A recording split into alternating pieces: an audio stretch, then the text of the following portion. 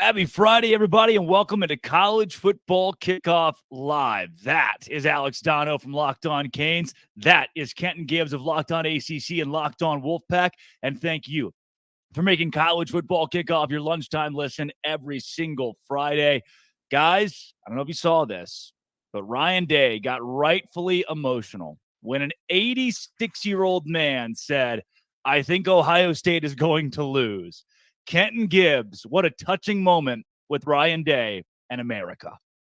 You know, let me tell you something. The only time you should be getting mad at what an 86-year-old is saying in today's day and age is when they're in Congress. That's it. That is all. What are we doing here, Ryan Day? Stop me. That's why he called you soft. That right there is why he called your team soft. You sat there and got emotional. We showed you, didn't we? Lou Holtz, we beat you. We did it. Ryan, stop it. Knock it off. Great win. Great win. Great. Put your program squarely in playoff contention. But stop being a whiny little baby about the thing, brother. Yeah, Dono, I couldn't believe the first thing he said post game was, I want to know where Lou Holtz is. By the way, it's like 10:30 p.m. Lou Holtz has been asleep for hours. What are we doing here, Dono? I didn't think it was possible to take something Lou Holtz says this seriously in 2023, especially knowing Holtz's ties to Notre Dame. So the biases are clear. So I guess for Ryan Day, you've got to dig pretty deep to find motivational material. And, you know, with Day going on and on about how physical his team was, well, you know what also helped you win that game? Notre Dame having 10 men on the field for the most important downs at the end of that game defensively. That might have also had something to do with it. Now, kudos to Ohio State for getting the win, because I know I'm on both sides of the fence here, guys, because I did pick Notre Dame to win last week, but you will recall I mentioned I'm a little bit concerned about Notre Dame's loser DNA because they tend to not show up in the biggest games when the lights are brightest. And in this case, they didn't even have the minimum number of players on the field to really complete these plays. And so, okay, I guess for Mr. Day, whatever you have to use for motivation, I guess it worked. Your team's unbeaten. You be you. Speaking of motivation, Dan Lanning, pre-game. Look, this is not Hollywood. This is the football field.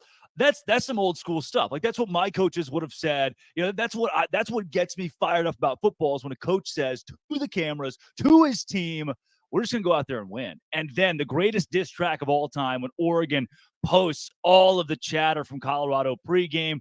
Kenton, you were on the gridiron in college football. You saw some of the best jawing that our country has to offer. What do you make of Dan Lanning and the Oregon Ducks, especially in this beatdown? They officially announced it. They officially told us. It wasn't said before. It was informal before this, but they've officially told us Deion Sanders is the Baba Yaga of college football. He is the big bad boogeyman. They are terrified. They are shaking in their boots. I don't think y'all understand how Oregon, of all teams, of all universities, Oregon, 50 combination, Oregon, more expensive facilities than anybody could imagine, Oregon, Phil Knight testing out everything that he can to give them the advantage. Oregon, that team is talking about, we're here for substance, not flash. Brother, that's what everybody's been saying about y'all for the last 20 years. That is literally the exact talking point that people have used when recruiting against Oregon, and now you're trying to flip it on his head to use it against somebody else. I'm telling you right now, these teams are shaking in their boots, and it's going to be okay. It's going to be all right. Y'all not even going to be in the conference with them no more. You don't got to worry about it. Colorado just became the Big 12's heavy hitter. You're good, Dan Lanning. So, good for you. I know you're going to lose a lot of recruiting battles coming up here, but more power to you. You won this game, and you won it going away. Great job. I was wrong. You were right, Dan. You did it for substance, not for the clicks, even though you invited the cameras into the pregame locker room for the first time in quite some time. But I digress. Look, see, Dono, I am a whatever it takes guy. If this is what it takes to beat the brakes off Colorado, then you go out, you say whatever you want to the 18 to 22-year-old kids. Obviously, it worked. Are you pro Dan Lanning here? No, I'm pro. I thought that speech was one of the coolest things ever. And I get what Kenton is saying about the facilities and the million jersey combinations, but I disagree with part of that about Oregon being Hollywood, because that football team is built to play physical smash mouth football. And that was the big difference in that football game, because Colorado is built more like a Hollywood attraction. So that speech, listen, it's not surprising that people took it the wrong way and some feathers were ruffled, because it's just society. Like if you sound like you're throwing shade at anybody, people are going to take it the wrong way. But I love that speech. It's listen, Coach Prime is obviously making Colorado better despite what we saw on the field last week. He's making that program better. He's revolutionizing college football. But that team is more of a reality show than a football team. Like Coach Prime, I see this guy more in commercials than I see him actually on the sidelines coaching. Not to take anything away from his work ethic. I'm just showing you how many commercials this guy's in. So I think that's a powerful motivational tool to say, hey, we're going up against a program that's doing all this for clicks. And, we're going up against Hollywood, but this game is played on the grass, not in Hollywood. I think that's just a really good motivational speech. Now, the other thing about our society now, Drake, is not only do people take things the wrong way, but everything a coach says these days is on camera and it's going to get out in some form, right? So, people have been making speeches like that for 20, 30, 40, 50, 100 years. Now it gets out and people are going to take it the wrong way. But that was an awesome speech, and Oregon backed it up on the field. Had they lost the game, that would have been pretty darn embarrassing for Mr. Lanning, but they went out there and they smashed. So I love the way that went down. They smashed, man. They smashed. That word means exactly what you think it means. It means exactly what you think. Oh, dude, talk about guys who aren't smashing, especially before marriage.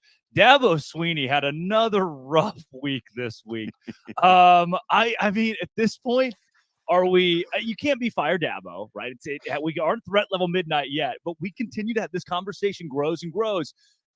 Kenton, you're locked on ACC. This thing doesn't look good. Mr. Garrett Riley, come on in the room. Brother, you're on fraud watch. You're on fraud watch. You're a few seconds away from being called one of the biggest and worst Nepo babies in all of college football, to the level of Ferentz son. I'm telling you that right now.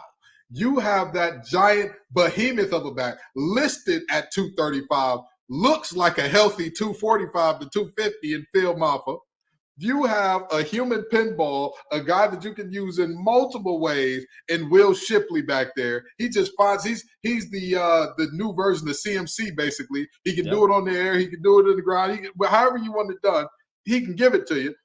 And yet, on 3rd and 1, you put your quarterback in position to throw a screen. You're on fraud watch. Fake watch Buster is about to pull out the diamond tester, brother, because you're looking bad.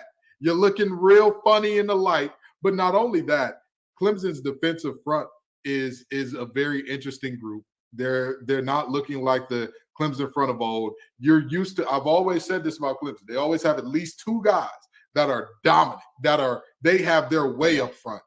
And this year, it just hasn't happened. Xavier Thomas has come on and been a revelation. He's looked amazing so far this year. And then you're thinking, well, if he looks amazing, Tyler Davis is going to look great. And Tyler Davis, we about to put out an APB. We about to put out a bolo. Be on the lookout because we need to go see you, Tyler. Come on. We need you, brother. If Clemson is to dig themselves out of this hole, because fun fact about Clemson right now, although they are 2-2, their 2 losses are both conference losses. They're at the bottom of the conference with Boston College. Yeah. If they're to pull themselves out of this hole, Tyler has to show up at a high level, because when he shows up, it takes the pressure off of Jeremiah Trotter Jr., off of Barrett Carter, off of that secondary that we just saw one of their top corners go down and all that. And the defensive coordinator over there has to answer some questions as well, because they stopped the run effectively all game. And you don't want to go too high in one of the biggest situations in the game after your starting corner goes down, when you've got 2 receivers that are averaging 6'5" and a half. Yeah. And when your corner gets dunked on, what do y'all say? Well, he just made a great play. No, you idiot. You left a corner that was a backup on an island with Keon Coleman, and you get what you get. Sorry to go on that monologue, but it just had to be said. Oh, yeah. There are multiple coaches for Clemson that y'all are on fraudulent. Right. We're hearing and you gave the examples of the athletes. Dono, when you sit here, do you put it on the coordinators, on Dabo Swinney, on the NIL, on the portal? I mean, where do we go? Where's the root of this issue? Because something obviously is not going right at Clemson. Well, all of the above, and also pretty dreadful in-game coaching decisions, because like Kenton was talking about, the play calling and the clock management down the stretch of that game was awful. I mean, I have to give a certain amount of credit to Florida State because good teams find ways to win. And I'm a firm believer of you make your own luck. And part of winning a football game is your coaches making less mistakes than the others. So I have to give credit to Florida State. But at the same time, Clemson, they snatched defeat from the jaws of victory in that game. That should not have been an L. They were just purely physically, for most of that game, the better team out there on that day at home, and they couldn't get it done. And I want to pick up on something that Kenton was talking about with coaches on fraud alert. And I want to talk a little bit about Garrett Riley, okay? Guys, we used to always talk about the Madden curse. I'm not sure if Drake is even old enough to remember when the Madden curse was What's really Madden? a thing. I don't. But we all know Madden, after? but the Madden curse hasn't been a thing for a while. The new curse, I think, is the Broyles curse. So this Broyles award, it's given out, this award, annually to the top assistant in college football. And as you can imagine, a lot of Broyles Award winners, they get jobs elsewhere, whether it's a move to be a coordinator somewhere else or a head coach. So these last couple of years, I'm tracking this Broyles Award, and I know this all well and good because, a couple of years ago, the team I cover, Miami, went and hired the Broyles Award-winning at the time offensive coordinator in Josh Gaddis from Michigan. It was an unmitigating disaster. I don't know how this guy, I guess Jim Harbaugh was the one calling the shots up there when he was at Michigan, and that didn't work out. Garrett Riley last year wins the Broyles Award, and it's certainly not paying dividends at Clemson. So I'm going to start even tracking deeper years on this Broyles because that might be the new curse. It's not about Madden anymore. It's the Broyles curse. Frank Broyles, 1964 national championship head coach at the University of Arkansas, who played on that team, who was the starting center on that team. Jerry Jones. Yeah. Unbelievable college. But look, this is proof that guys can just sit around and say names for hours on end, and it's the most fun game. Speaking of fun games, the biggest game of the week, the funnest game of the week, Ole Miss, LSU this week on the gridiron in our biggest game of the week. Let's bring in Stephen Willis with Locked On Ole Miss.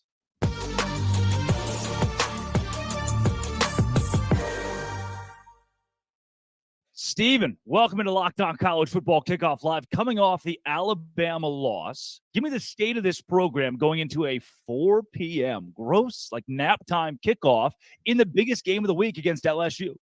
Listen, we went into Alabama, and everybody talked about how Ole Miss had a real chance to win this game. And the first half of that game, it played out to where Ole Miss did have a chance in that game. And the defense played fantastic. But this is what we found out Saturday. Nick Saban's in Lane Kiffin's head. And the second quarter of that game was almost coaching malpractice. And as it got on and Alabama was still in the game and Ole Miss was up 7-6 at halftime, and you're like, well, we kind of know where this could go. And then sure thing, they kick a field goal. They make a big play where Jalen Milroe gets absolutely drilled and complete a touchdown pass. And it turns into like He-Man, by the power of Grayskull, that type of thing. And Alabama is Alabama. And they're the team that we all expected they could be, at least for a quarter and a half. This is an Alabama team that could probably lose 2 games this year. But in that quarter and a half, there was a jolt of energy. And you saw those 4- and 5-star players play like 4- and 5-star players. Now, I say all that to say this. Lane Kiffin wrote a lot of checks last week. He got the fan base all juiced up. And after that game, he took a rightful amount of criticism and from within the fan base. And it took a couple of days for Ole Miss fans to get over it, to move on. Ole Miss has LSU Saturday afternoon, the Magnolia Bowl, which, by the way, this game being played in September is absolutely ridiculous. This game belongs at Halloween. It needs to be at Halloween. But the fan base they're going to try and force themselves to get juiced back up, but they were let down pretty considerably after last weekend. Yeah. So let me ask you this, Stephen. In terms of, we know that the fans are the fans, and when you lose, you're going to be the worst thing in the world, and when you win, you're going to be the best thing in the world and all that. But in terms of the temperature of the locker room and their chances in this game, talk to me about what you're looking at as far as, like, have you heard great things coming out of the locker room in terms of, like, hey, they got their heads up, they know everything's still in front of them, or is it like, there's a leery feeling around this team in general? I don't know if there's a leery feeling around this team. The coach has the cornerback mentality, going back and talking about that. Lane Kiffin turns the page. You can't be the internet troll that he is without, leaning on receipts. So I think the team is going to bounce back. Usually when the offense is clunky, like last year against LSU, the offense didn't look particularly good. Against the next Texas A&M the next week, Quinshon Judkins ran for over 200 yards. So I think they will be fine this early in the season. The Alabama game obviously is the most important game on the schedule for Lane Kiffin. He acts like it. He just acts differently. He calls the game differently. I don't know if the team is going to read too much into that. But we'll see. This LSU game is probably the difference between Ole Miss planning to go to as high as an NY6 type bowl and Ole Miss going to the Music City Bowl. That is probably what this LSU game means. Well, and on this matchup, Stephen, obviously it's a really important game, and LSU are slight favorites on the road here. What do you see as being the biggest challenges going up against the Tigers? What concerns you most? I think it's their front seven, because whenever you get told over and over again that you're an offensive genius, which people have done with Lane Kiffin for the last couple of years, you start to believe it. And Ole Miss has been sticking with running the second and third level RPOs. They're kind of slow developing plays. And that works fine against Mercer and Tulane and Georgia Tech. But whenever you play against Alabama, when you play against LSU, when you play against Georgia, that 3 seconds to make that play develop is all of a sudden going to be 2 seconds. And that's going to cause mistakes to happen. And I think that's one of the reasons why the major ranked win for Lane Kiffin hasn't come in a couple of years for Ole Miss. So if he is willing to tweak, I mean, there's not much that he has to do, but if he does that, you have a chance for this Ole Miss team to look a little bit different and put this team in a better position to be successful, because LSU's front seven, they're just as athletic as the guys that just played against Ole Miss. You have to earn the right to throw against that secondary, because that secondary is not particularly good. That's transfers from like Nicholls State and Southeast Louisiana. But you have to earn the right to be able to throw the ball downfield. And if LSU knows that the quarterback's going to have the ball for 3 seconds, he's going to be in the same spot, Harold Perkins is going to get home. I mean, that's just the way that works. But if you have variance in the tempo of when you release the ball, moving the pocket, running different stuff, zone schemes, gap schemes, run draws, run screens. If the defense doesn't know what you're going to do, this Ole Miss offense has a chance to be really, really explosive. But if they get predictable, LSU's going to eat them up. Hey, Steven, I know looks can be deceiving, but honoring the 2003 team is a weird look. Why is this the thing that's happening this weekend? Okay. Ole Miss was talking whenever they refer to this team as a Western Division champion. They got a trophy. I get that and all of that. That's a horrible look, especially against the team that won the game. Yes. But that 2003 team was probably the best football team that has played at Ole Miss in the last 50 years. They deserve to be honored. It's 20 years later. Just don't talk about the SEC West Co-Championship. Talk about the fact that they went 7-1 in the league. You win 7 SEC games at Ole Miss, that's worth having a parade over. Maybe concentrate on that instead of this silliness about the co-division championship. I was there. You know, I've seen the trophy. I know that it happens. I've looked at the record book. Ole Miss is on their record book. Everybody knows that LSU played in that championship game. Everybody knows that LSU won that national championship. And whenever you do that, it reeks of Central Florida putting up a national championship. Hang the banner. Hang the banner. Ole Miss, co-West Division champions in 2003. Let's throw them a parade this weekend. That's Stephen Willis of Locked On Ole Miss. He's got the LSU Tigers this week. Stephen, thanks for joining Locked On College Football Kickoff Live. No problem, guys. Thanks.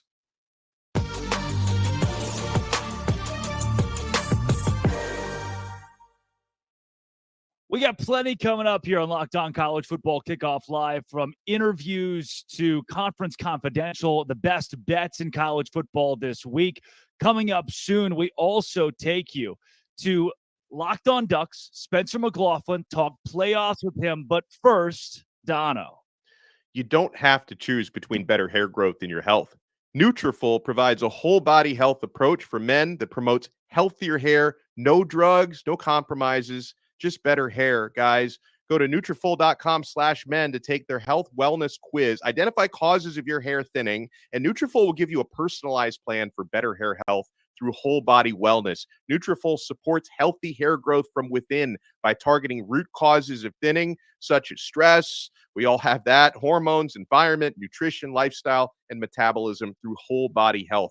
Take the first step to visibly thicker hair and healthier hair. For a limited time, Nutrafol is offering our listeners $10 off your first month subscription and free shipping when you go to Nutrafol.com/men and enter the promo code LockedOnCollege. Find out why over 4,000 healthcare professionals recommend Nutrafol for healthier hair. Nutrafol.com/men, spelled Nutrafol.com/men, and enter promo code LockedOnCollege. That's Nutrafol.com/men, promo code LockedOnCollege. All right, guys, let's take you to Spencer McLaughlin of Locked On Ducks as we talk playoff hopefuls.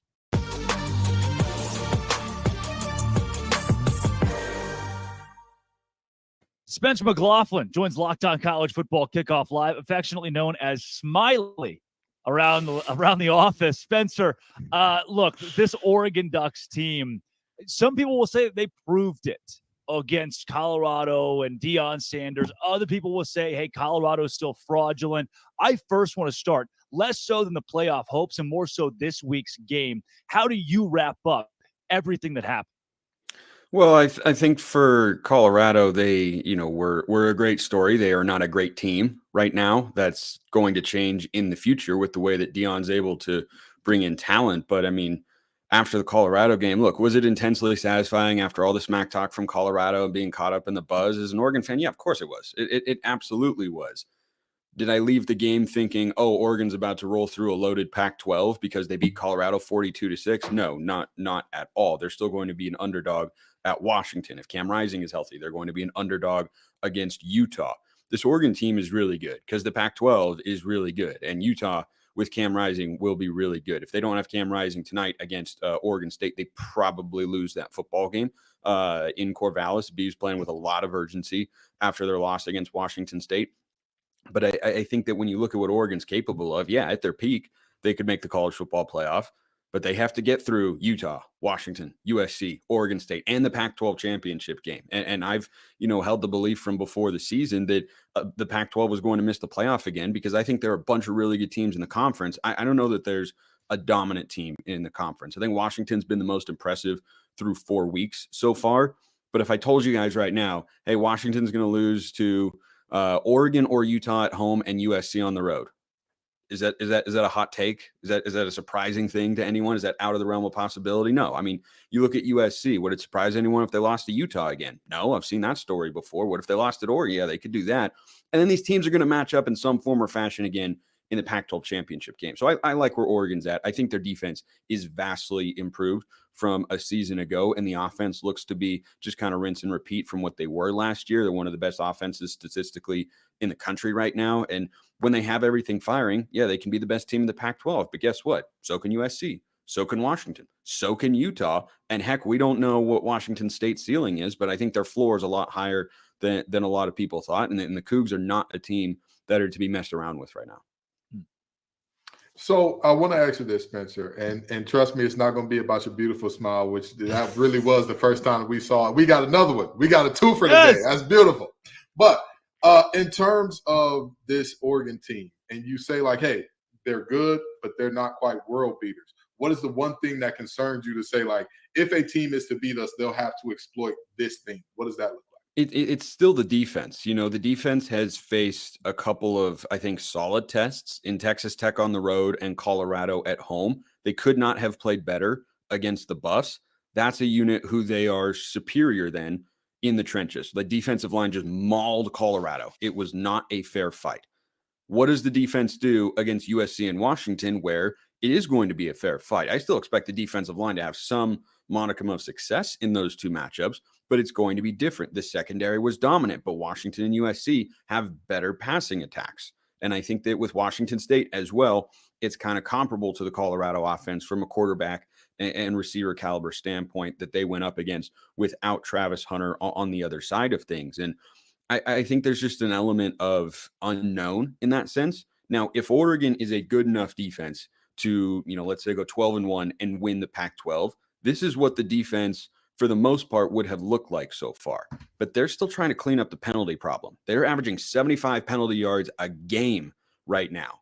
And if you do that at Washington, if you do that at Utah, if you do that against USC, or heck, against Washington State or Oregon State, that might be one too many extra opportunities and could cost you a football game. Like if Oregon has 70 more penalty yards at Washington, I don't know how they win the football game. That'd be pretty darn tough. They escaped against Texas Tech.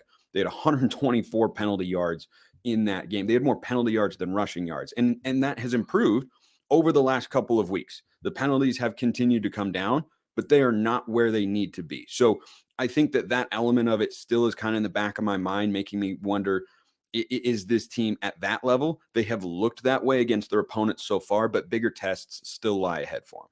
Well, and you've done a great job of very humbly breaking down the reasons why Oregon may not end up winning the Pac-12 and may not get into the playoffs. But if they are able to do that, Spencer, if they're able to, let's say, run the table, what would be the primary drivers behind that? How would that happen for Oregon? Well, it starts with 18th year quarterback Bo Nix, of course. And he is the most experienced starter in all of college football. Up watching Bo Nix.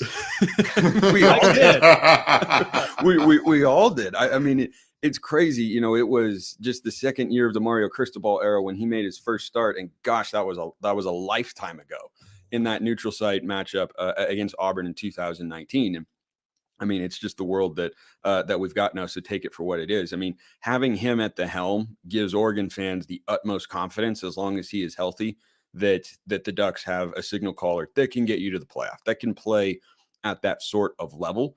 The end of the season got derailed a bit when Bo Nix got hurt. They were still a good team with him back there because he's a capable pocket passer. He has to have his legs to be at his best. He has to have that full mobility component to be, a Heisman capable quarterback. But I mean, it starts with him. The offensive line's replacing a lot of pieces. So far, I think they've mostly passed the test. I want to see how they're able to run the football against a good front four in Washington, up in Seattle. But, after not running the ball well against Texas Tech on the road, they've run it exceptionally well each of the last couple of weeks, albeit against some weaker opponents there. But the offensive line's holding up in pass protection. Bo Nix looks really good. His weapons are deep. I mean, every position, I think you've got at least one NFL player. I think Terrence Ferguson, the tight end, is an NFL guy. Troy Franklin, of course, probably one of the top 5 receivers taken in the 2024 class.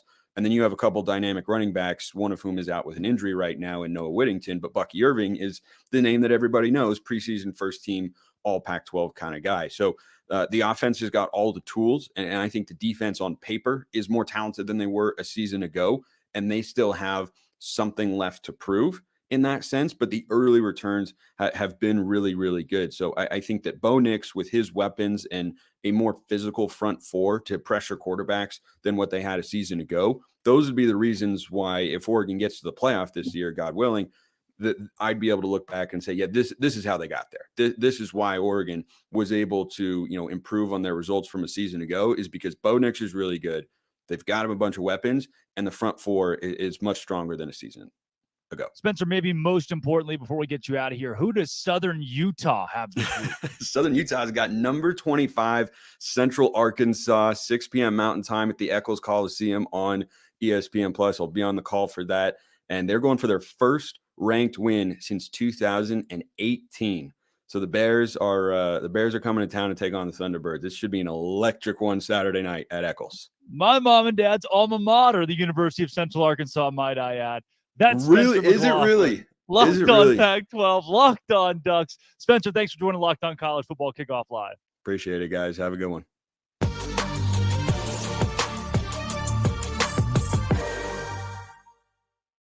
So the whole buy or sell thing on Oregon, what I struggle with here is you've got a Utah team that got to face here in a couple of weeks who just held UCLA and Chip Kelly to 7 points, and they were late fourth quarter 7 points. This is a defense in Utah that will dominate the Pac-12. They've won the league 2 years in a row. They get Oregon at home. This conference runs through Salt Lake City. Dono, I don't see Oregon being a college football playoff team because I don't see Oregon winning the Pac-12. Well, right. And the second half of that Utah conversation is they've already been dominating with their defense. And at some point, whether it's tonight or in the near future, their star quarterback, Cam Rising, is going to be back, which should elevate their offense because obviously, the offense was underwhelming against UCLA, but they didn't have to be any better than that because they had a pick 6 in the game and the defense was completely dominant. So I would figure when it comes to trending higher and higher, Utah would be the team to do that. Not only, as Spencer kind of touched on, Utah's had Oregon's number in recent years. So none of that bodes well for the Oregon Ducks in comparison, but I do still see Oregon as a really, really, really, really good team. And I don't think that what they did against Colorado last week was strictly about Colorado being frauds or whatever else. I think we're going to see Colorado have a lot better offensive games in the near future. But to your point, I think Utah is the team to beat. Yeah, Kenton, do you change your mind about Oregon at all after the Colorado game? No. Let me quote NBA YoungBoy's song, Fresh Prince of Utah. It's going to be a parade in Salt Lake City, yeah, because that team is that Utah team is something special. And I don't know why. I don't know what it is about Utah that makes everybody look away in horror like, it's ugly football. They can't be winners. They can't be good in the Pac-12. They're back-to-back conference champs, returning a ton of talent. And we're all just like, yeah, somebody's going to unseat them. We thought that they weren't going to win it the first year. And then we said, oh, well, Utah can't go back-to-back. Oh, well, they're bringing back their quarterback after going back-to-back. They're bringing back most of their talent after going back-to-back. But we still believe. We're still looking and searching. We're like Scully and Mulder and X-Files. I want to believe in somebody else, but we just can't do it. You can't do it. I'm sorry, with all due respect, Bo Nix has been playing quarterback in college football since the beginning of time. More power to him. I'm sure he was playing back there when the helmets were soft and all that. Good for him. But the reality is simple.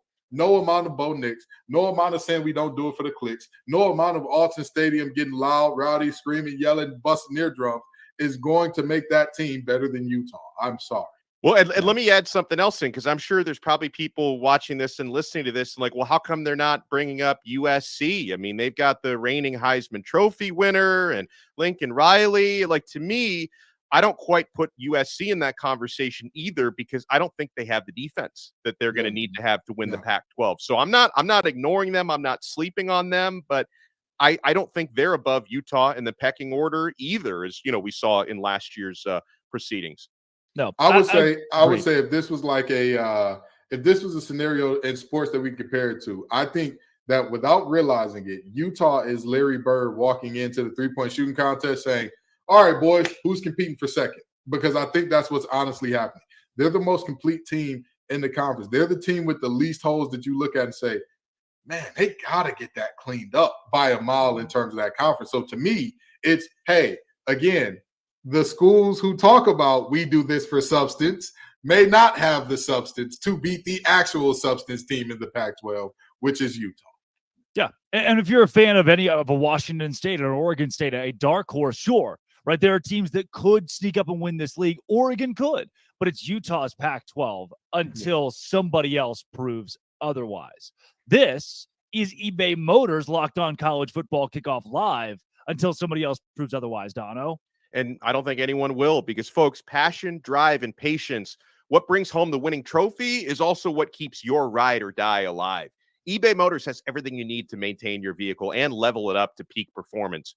From superchargers, roof racks, exhaust kits, LED headlights, and so much more. Whether you're into speed, power, or style, eBay Motors has got you covered. With over 122 million parts for your number one ride or die, you will always find exactly what you're looking for. And with eBay Guaranteed Fit, your part is guaranteed to fit your ride every time or your money back. Because with eBay Motors, you're burning rubber, not cash. With all the parts you need at the prices you want, it's easy to turn your car into the MVP and bring home that win. Keep your ride or die alive at ebay.com/motors. eBay Guaranteed Fit, only available to U.S. customers, eligible items only, and exclusions apply. 1 second, guys. I'm getting a hotel phone call. Sounds like it's time to go around the country as we do our first Conference Confidential. We start with the Big Ten. Take it away, Craig Sheeman.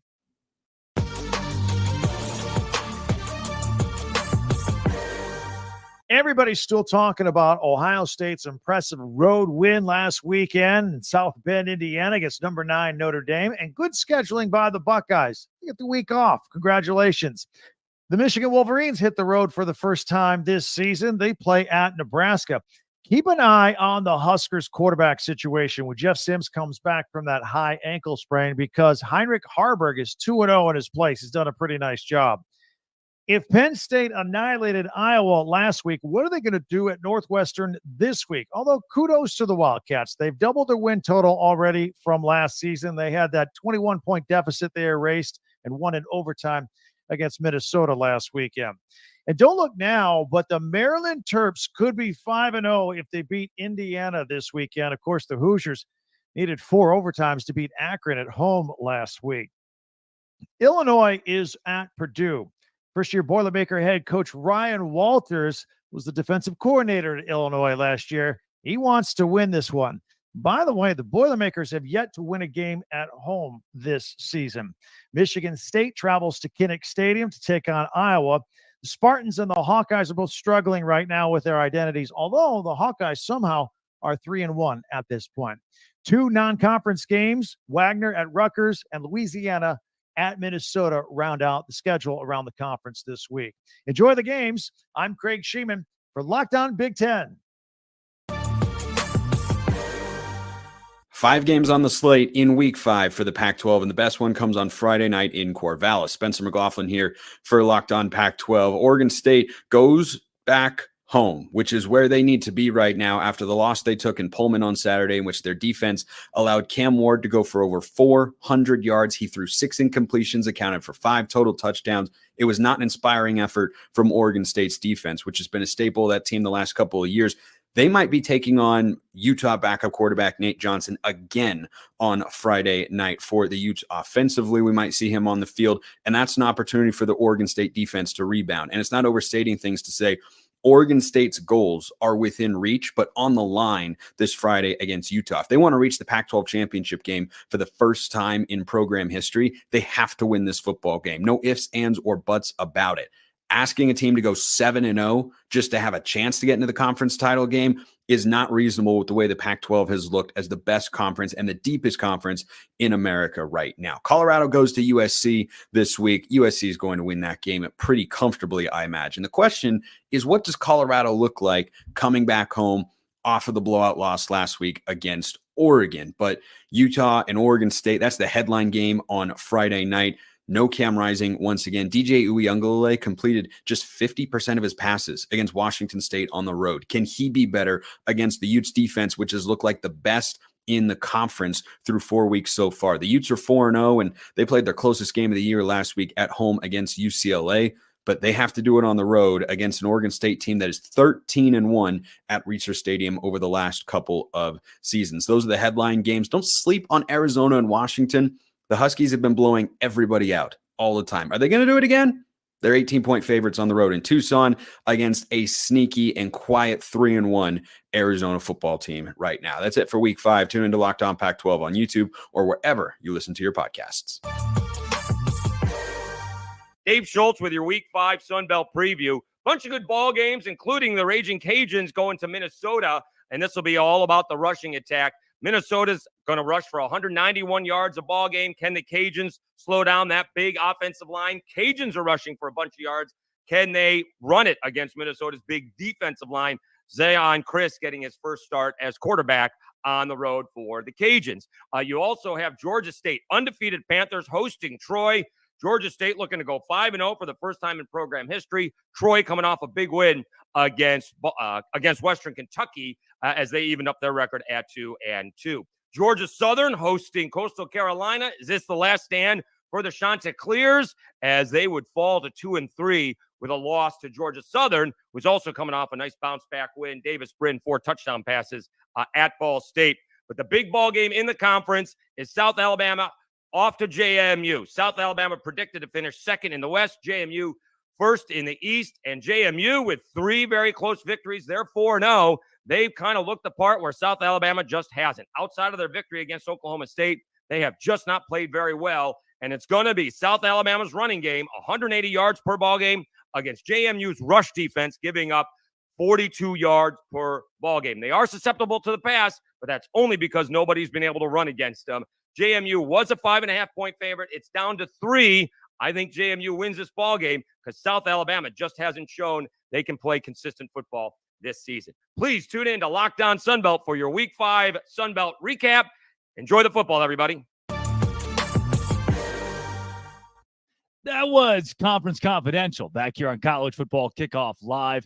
Guys, let's talk some booms and some busts. What we learned based on last weekend's games. And I got to tell you, if I'm looking at a team that has boomed right now, it has to be the Utah Utes. Because now, look, the experiment is over. Can Utah win without an offense? And the answer is yes. Hypothesis confirmed. Without Cam Rising, without a couple of other stars, their big tight end, big pass catcher has also been out for the last few weeks. They haven't needed the offense. They have still won games defensively, holding teams to their worst offensive outputs on the year. Utah at 4-0, having just won again, this time against a top 25 UCLA team, holding them to just 7 points. Give me the Utes as a boom.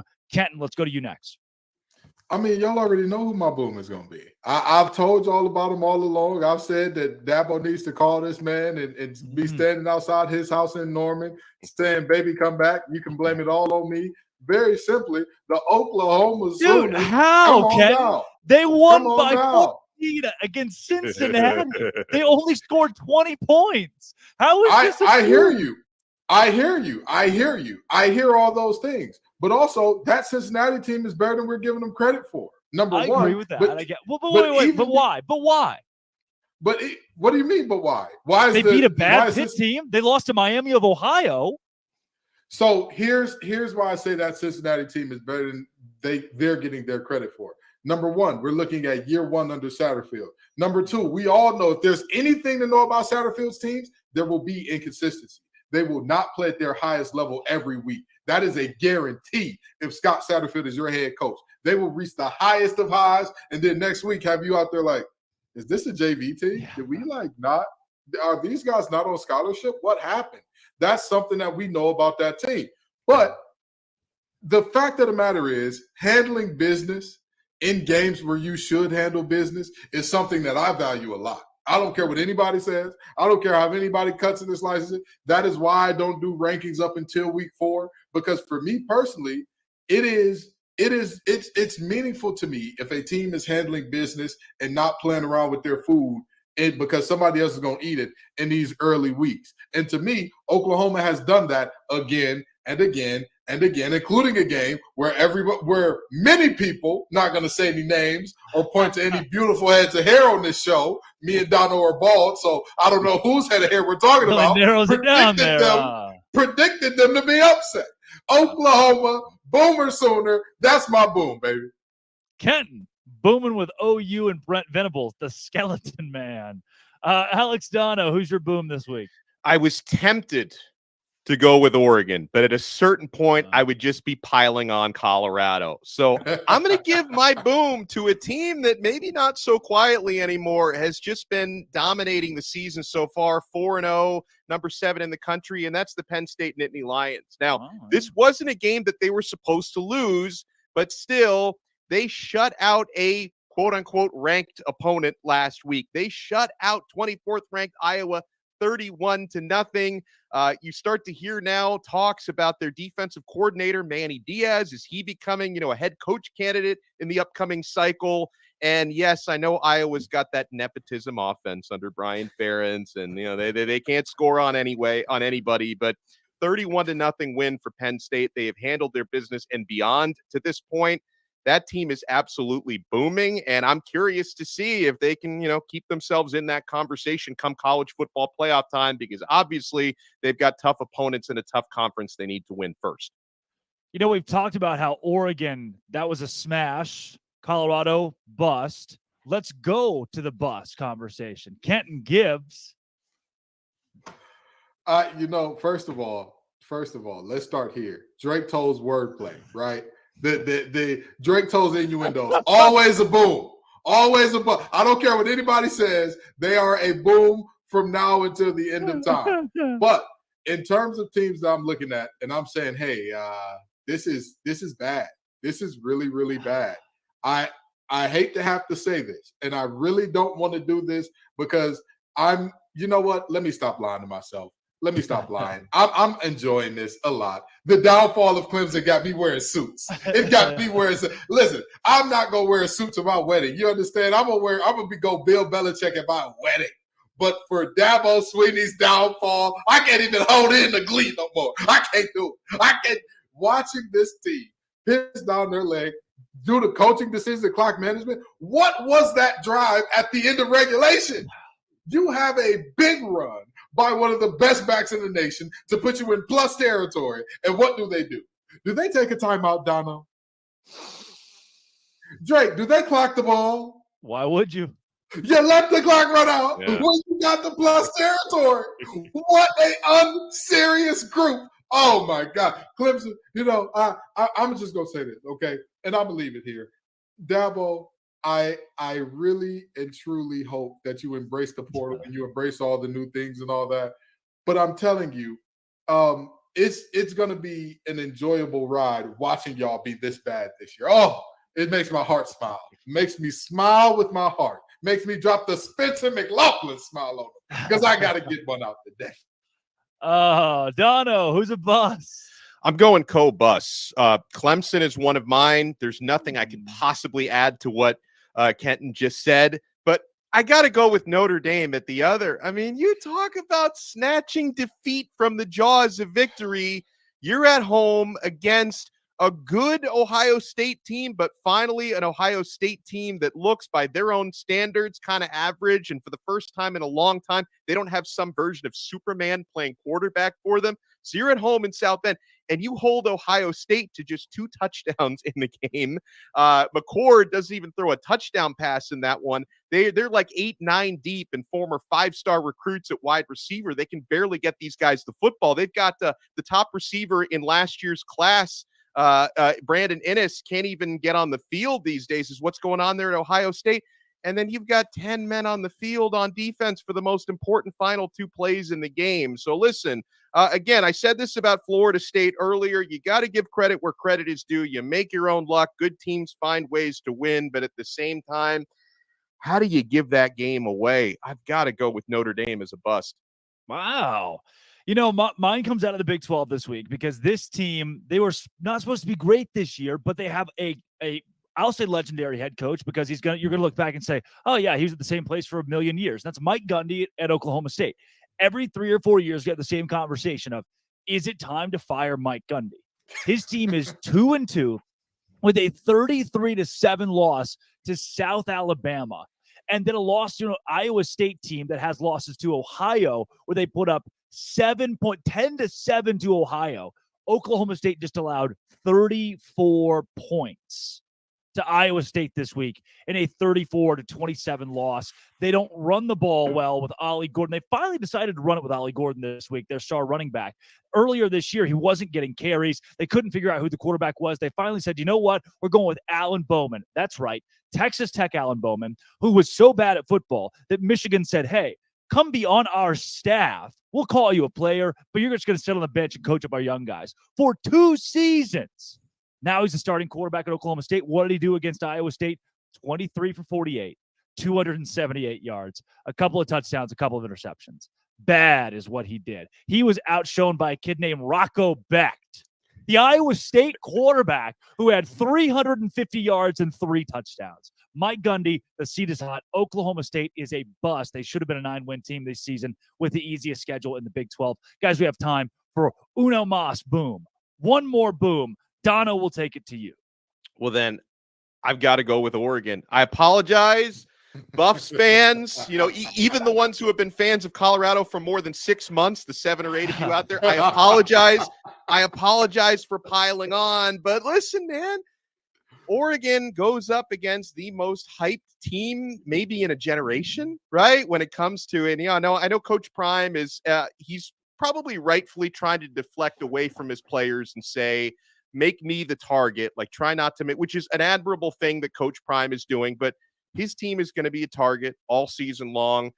For the remaining, 8, 9 teams on his schedule, they're going to treat that game like it's a national championship game. Teams will get up for that. But you know what? Oregon not only got up for it, that Dan Lanning speech before the game, and then they lived up to it with a 42-6 victory. So Oregon comes off looking great because guess what? There were a lot of eyes on that game that maybe aren't regular Pac-12 viewers. Maybe they don't usually stay up until, 1 a.m. to watch the end of an Oregon game, but they were watching that game because of how Hollywood and how hyped that was, and Oregon completely dominated. So they're a boom for me. Boom. Kenton, one more boom. Well, I know that some Longhorn fans probably got mad at my last boom, and so I'm going to include the entire Red River rivalry in this thing. Let's get the Longhorns as my second boom. The 2 Big 12 teams headed off to the SEC. Definitely my booms here. Texas has not played a single-digit game all year, and that includes playing Alabama. Yeah. Like that's very, very interesting because when you look at this Texas team, you say they have all the pieces, but are they mature enough to show up every week? That's the big question about this Texas team. Are they mature enough to show up? Are they experienced enough? Are the guys that they have on this roster, can they do it every week? And trusting 18 to 22-year-olds to do that, it's a tall order. That's why I'm not a betting man in general, but even if I was, I wouldn't touch college football with the next man's money. But Texas has consistently shown up and not only done what they're supposed to do, they've dominated every single week. And so, I've got to give Texas their love. They have shown up. They've shown out to be a national contender. And so I'll give them their gots when they got it. And they got a great team this year. We're missing 2 teams here that have flown under the radar that I'll bring up in a couple of booms. Washington State being one of them. Now with this win against Oregon State, I think it's time to start talking a little bit more about how they could be a dark horse in the Pac-12. And at this point, the dark horse word is used loosely. I mean, they're a top 20 team. Cameron Ward has become one of the best quarterbacks, not just in that conference, but now in the country as America turns its eyes and says, hey, who is this Cam Ward guy? Who is this Washington State team? They've got a legitimate chance to make some waves later on this year. They're 4-0 right now. And then North Carolina, 4-0 for the first time in a couple of decades. Now, after a 41-24 win against Pitt, they have proven, hey, look, we are not to be overlooked. Drake May's a good quarterback. Mac Brown can still coach. North Carolina can make some noise in the ACC. Both those teams deserve some love as booms this week. Now, before we get into the rest of the show, we got a ton packed together. Sell Me Why is coming up with some wild spreads this week. But first, there's only one way that I get this luscious, thick toupee to grow, Dono. And that is Nutrafol. Men, if you're tired of weakening or thinning hair and you want to reach your full hair potential, leading hair growth supplement Nutrafol helps improve your hair growth, visible thickness, and visible scalp coverage. Nutrafol is the #1 dermatologist recommended hair growth supplement clinically shown to improve your hair growth, visible thickness, and visible scalp coverage. Nutrafol's hair growth supplements use physician-formulated, natural, science-backed ingredients. Their drug-free, patented technology provides consistent, reliable results without compromising your sexual health, by the way. So take the first step to visibly thicker, healthier hair for a limited time. Nutrafol is offering our listeners $10 off your first month subscription and free shipping when you go to Nutrafol.com/men and enter the promo code LOCKEDONCollege. Find out why over 4,000 healthcare professionals recommend Nutrafol for healthier hair. Nutrafol.com/men. That's spelled Nutrafol.com/men and enter promo code LOCKEDONCollege. That's Nutrafol.com/men, promo code LOCKEDONCollege. You're just scrolling along on the YouTube. You see your favorite team. You see Locked On Gators is live. You click on it, and there are 3 random guys talking about college football. Well, we're not so random. That right there is Kenton Gibbs of Locked On ACC, Locked On Wolfpack.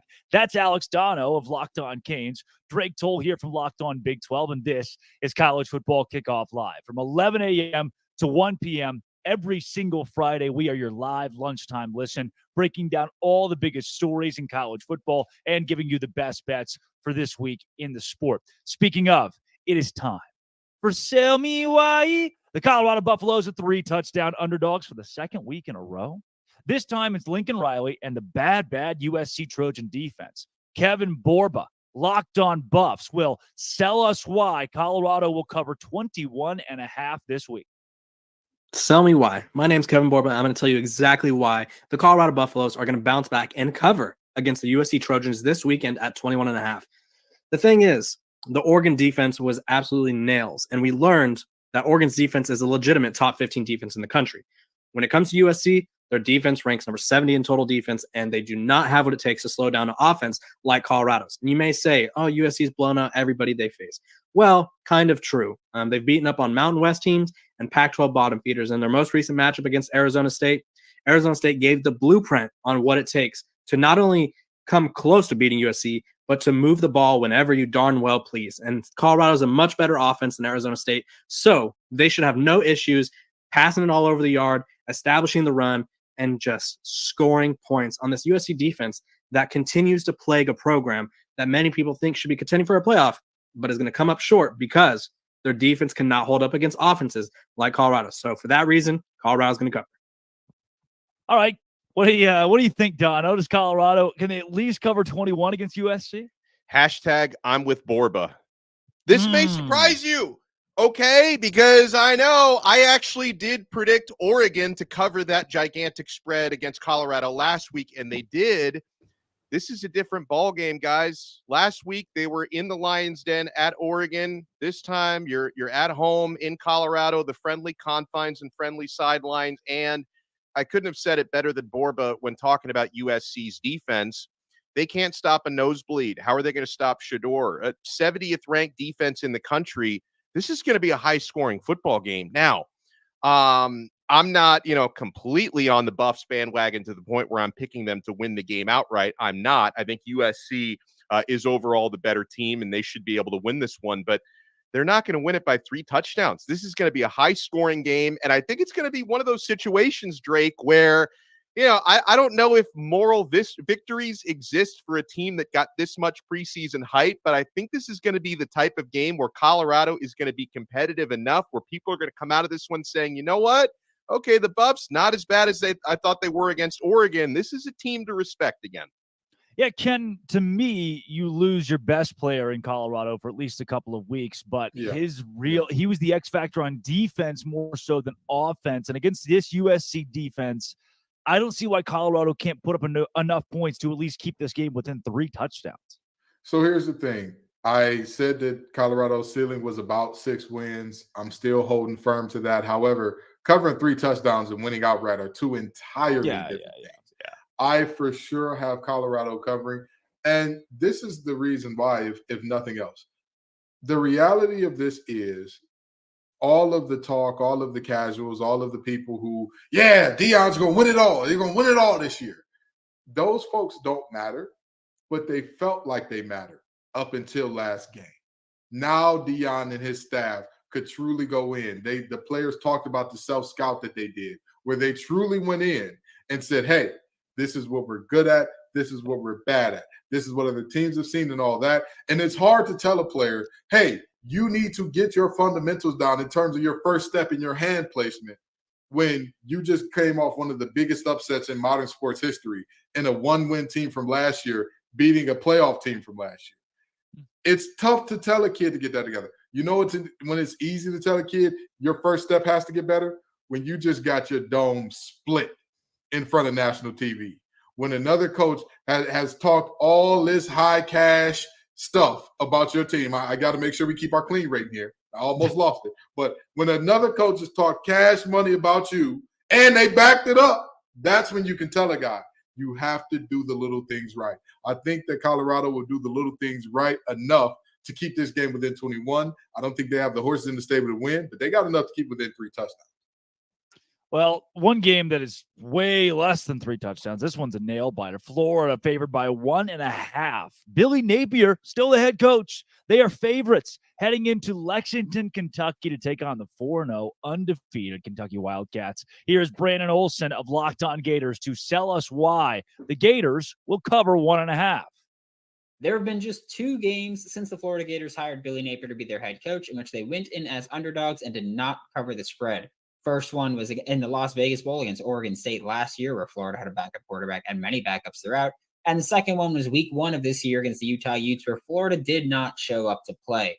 And granted, there's a lot of doubt coming from that. And then Florida since then has shown up when they've needed to show up. They manhandled Tennessee. There's a Florida Gators offense that the run game has been found since that Utah game, and a Kentucky defense that has 41 missed tackles so far on the season, whilst playing teams like Ball State and Akron. So Trevor Etienne and Montrell Johnson should have a lot of fun in this one. And for Florida's passing attack, you keep the ball short and you pick up yards after the catch. That's what you've been built to do, and that's what you've done. So Kentucky's defense, if they don't clean up significantly, they're going to run into some issues, and Kentucky's defense has been forcing takeaways.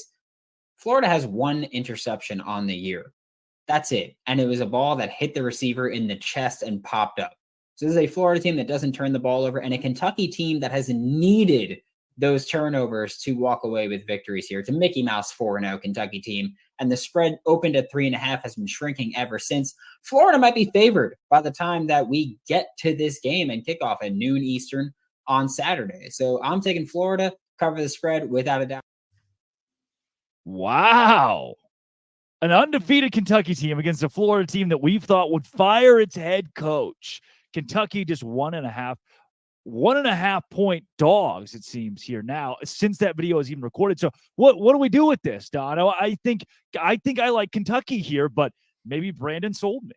I think I like Kentucky as well, but this is a coin flip for me. A lot of times when we do these sell me whys, I'm very firmly on one side or the other. Maybe I just want Florida to lose so we can start calling him LinkedIn Billy again or G5 Billy again. But I got to tell you, man, one of the things that I try not to do when it comes to betting on games is overreact to what happened the previous week. But, Florida, they beat the Charlotte 49ers, but they sleepwalked through that game. They only scored 1 touchdown. The rest of it was field goals against the Charlotte 49ers, who they beat 22-7. So that's not exactly a game that inspires a lot of confidence going on the road to Kentucky. So I'm trying not to overreact to that, but at the same time, it's basically a pick'em game. Like Brandon mentioned, the number has been shrinking. I'd probably bet Kentucky money line in this game is probably the way that I'd go. So he didn't quite sell me, but he gave a valiant attempt.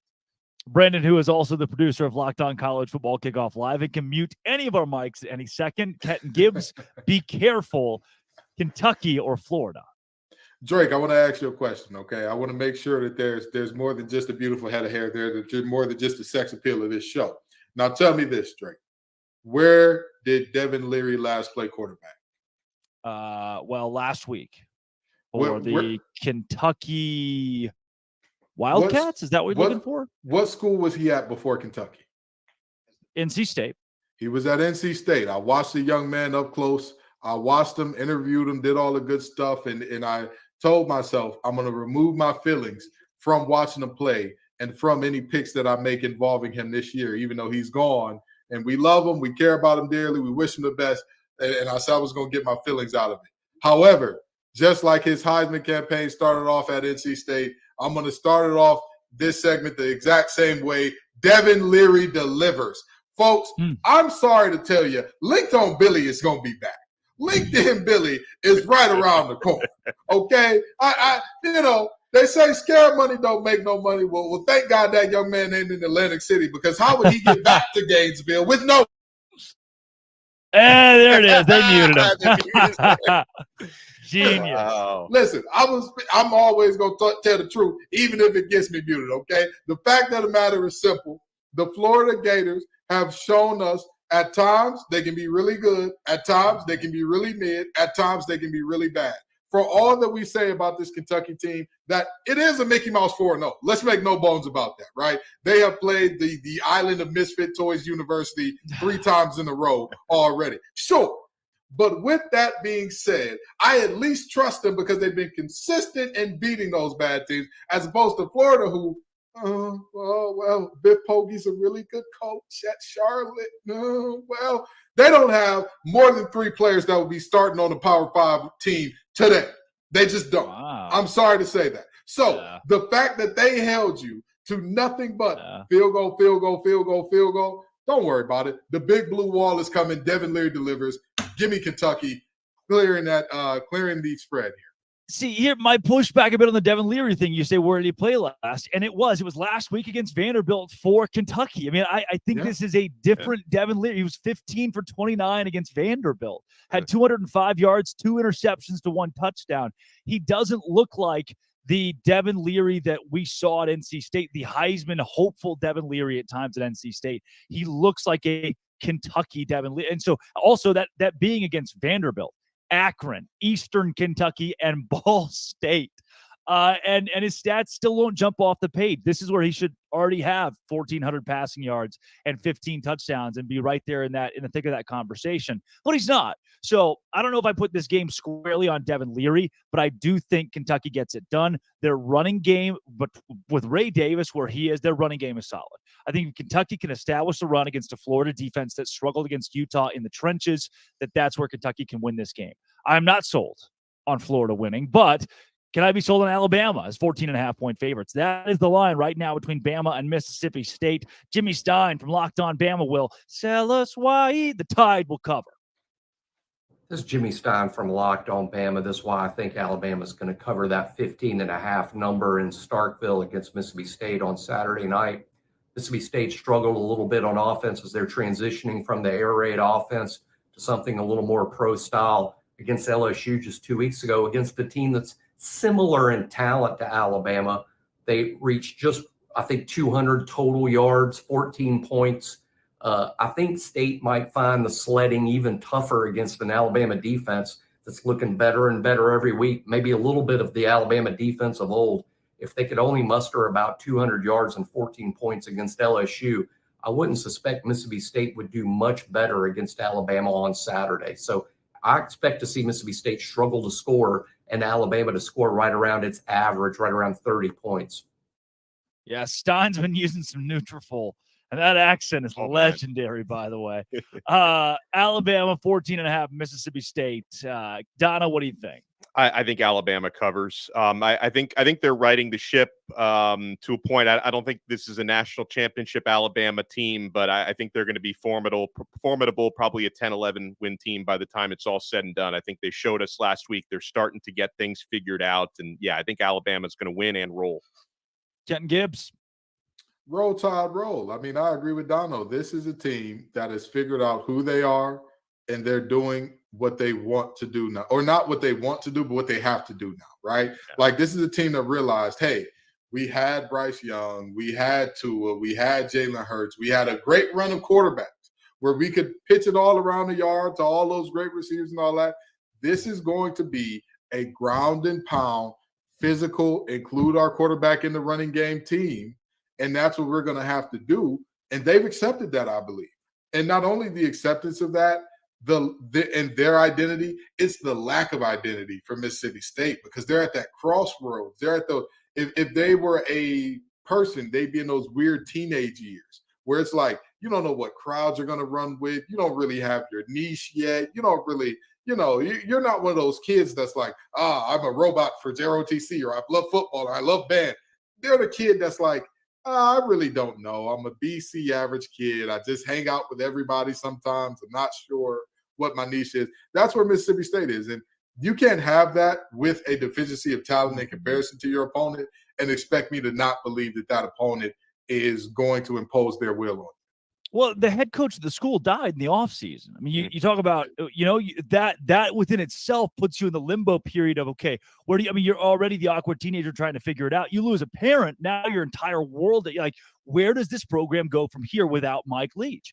I don't know if we've talked about that enough because it happened in December. So it was December, January. So it was here, square start of the offseason, Mississippi State has some time to recover. No, he's the guy that recruited these players here, that coached these kids up. That's a tough thing to come back from. At the same time, I think because what you're saying is that Alabama's figured it out. I don't agree yet. Not yet. I haven't seen it yet, because remember, they didn't figure it out 2 weeks ago against South Florida. We can say they figured it out against Ole Miss, especially defensively. I still need to see more from the offense. You've mentioned the more ground and pound, more run the ball with or without the quarterback. That's why I think this game does stay at least somewhat close. This is a 27-14 final score. Alabama wins. It's on the road at Mississippi State.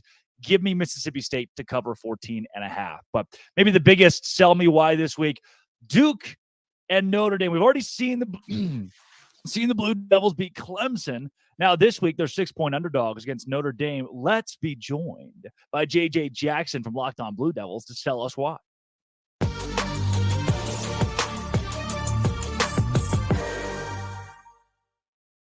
JJ Jackson, Locked On Blue Devils here on Locked On College Football Kickoff Live. JJ, you got a touchdown-ish underdog this week in the Blue Devils. Can you sell us why, please?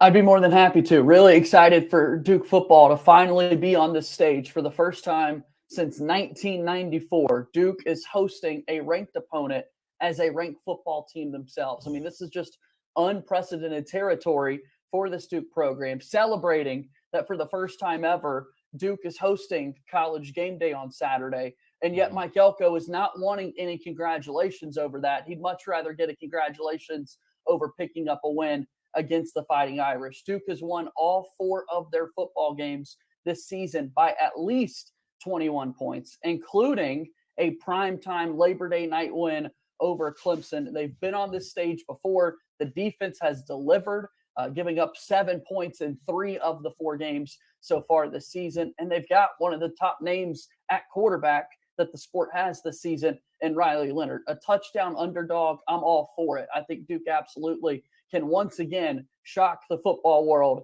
and continue the sort of love affair that we're having with the Duke football program. Yeah, Kenton, you come from Locked On ACC. Are you sold here? Oh, absolutely. And let me tell you why. First time since 94, I'm bald and I wasn't even born yet. Let's take that into consideration for a second. But no, very seriously, Notre Dame's offense showed me nothing, less than nothing last week. Less than nothing. And I talked about the NC State defense and the problems that they had, because a lot of people say, well, Notre Dame put up 45 on a really good NC State defense. If you look at many of the plays that happened, the first play out of a weather delay, they give up an 80-yard run. Well, nobody gets big runs against NC State. Not so fast, my friend. Rosas of Connecticut got a 71-yarder against them in week 1. Now, I'm sorry to tell you this. That is not the same defense that we saw from NC State in years past. But now back to Duke. This is a fun fact for you, since he dropped the 94 fun fact on us. Does anybody know how many times a offense has driven the length of the field in terms of from their minus territory or further on Duke this season, their first string defense? Anybody guess how many times they scored a touchdown in that? JJ, do you know? It hasn't been that many. I'm Zero. Yeah. Zero. That's crazy. Nobody's done That's it crazy. yet. Not a single team. The only touchdowns they've given up have either been by their backups, or it's been a team that has started in plus territory for some reason, be it off a muff punt or a great return themselves. This defense is so for real. They are so for real. And Notre Dame gave everything they had. They left it all on the field and left one guy on the sideline those last 2 plays. But they left it all on the field last week to come out of South Bend with a win. And they're walking into a Duke team that was they were chilling back, maxing and relaxing, all cool by the second half of last week. So I think that Duke has a situation where Notre Dame's strength is running the ball. Duke's strength is Dwayne Carter in that front. They get after you. They're physical. They stop the run. They have some fun. Duke is at least going to cover.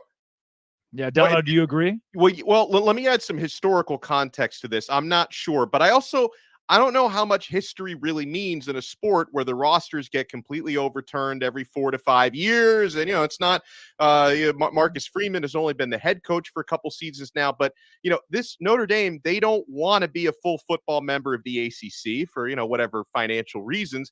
But maybe they should have been, because they probably would have won a few ACC titles. They have that partnership with the ACC where they play 5 opponents per year. The last time Notre Dame lost a regular season game to an ACC opponent was Miami in 2017. They have run through ACC opponents like a hot knife through butter. I just want to add that context. I don't know if that means anything in this matchup, but I do. The reason why I'm scared to be sold on what JJ is saying is because of Notre Dame's defense. So, JJ, I'd like to ask you, because I am a believer in Riley Leonard. I saw him carve up my Hurricanes last season. I know this guy is the real deal. But how do you see specifically the passing offense for Duke matching up with Notre Dame's passing D? Yeah, I mean that's kind of been the question through 4 games this season for Duke, which many people wouldn't expect. Like, right, the preseason conversation is we know exactly what we're getting out of Riley Leonard at that quarterback spot. What does the backfield look like? Duke's all-time single-season rusher, Mateo Durant, from a couple of seasons ago, is not in the backfield anymore. It's been more of a by committee approach, and so others are having to step up out of that backfield. You feel confident about the passing game, and they really haven't had to throw the football just yet. So with that being said, the fact that Leonard is, a Heisman contender going into the season and has so many weapons, whether it be Jordan Moore or Jalen Calhoun, who's made plays, Nicky Dalmala in the vertical game in the tight end room. Like, I think absolutely Duke's passing attack will be more on display than it has been so far this season, because for the most part, it's just been ground and pound because that's all they've had to do. That's wild to say that is all Duke has had to do so far this season, is hand the ball off. And by the way, Riley Leonard can move a little bit himself. He's the second leading rusher on this football team too.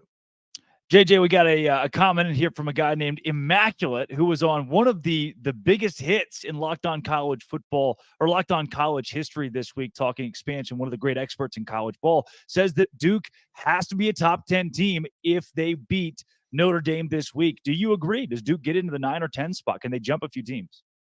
Absolutely. I mean, with the win that they would have against Notre Dame, and considering how well they've played so far this season, I think Duke absolutely deserves to be in that conversation. I think you would then start to talk more about the games that Duke has played previously, that their defense has been so stout. Again, only 35 combined points given up in the 4 games so far, that the offense has taken care of the football, that they've got a win against Clemson. They've now got this win against Notre Dame on their schedule with the full ACC kind of conference play ahead of them.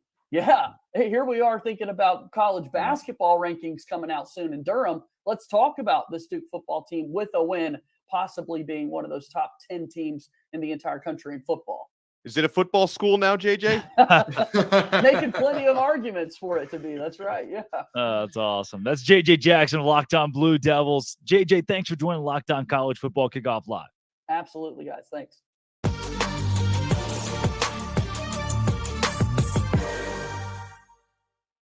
We are rolling along and headed towards our Conference Confidential Part 2.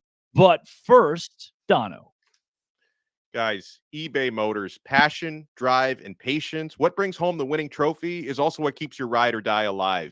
eBay Motors has everything you need to maintain your vehicle and level it up to peak performance, from superchargers, roof racks, exhaust kits, LED headlights, and more. Whether you're into speed, power, or style, eBay Motors has you covered.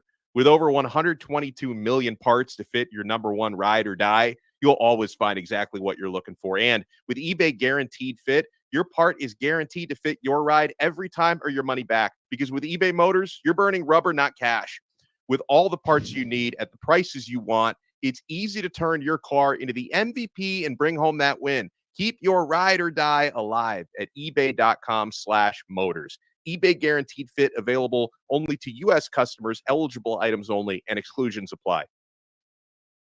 All right, guys, Conference Confidential Part 2 this week. Let's see what the rest of the country is up to after we checked in on some of the other big leagues earlier. Here in Part 2, we're going to pitch it to Q Drake. He teleports from the school.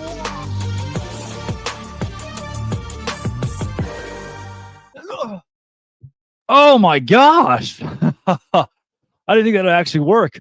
Wow. Oh, huge week in the Big 12. Obviously, Texas and Kansas, one of our favorite rivalries in college football, is this week. And give me the Jayhawks plus 17 and a half some places. If you don't like the Kansas Jayhawks plus 17 and a half, you hate America. It's horns down this week. Kansas is not going to beat Texas at DKR, but at 2:30 on ABC, they're at least going to play it close. Houston and Texas Tech. Talk about a snoozer. Would rather watch a paint drying competition. Love both these teams with all my heart. Give me a team to win that game. Baylor, UCF. UCF favored by 12. I'll be in the house for this one. The Baylor Bears get smoked, which is just what happens to them. Gus Malzahn rolls over Baylor.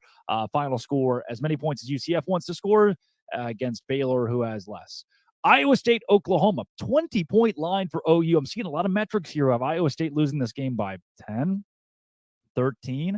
Iowa State plus 20, my entire mortgage. Guess what? I don't have one. I'm 22.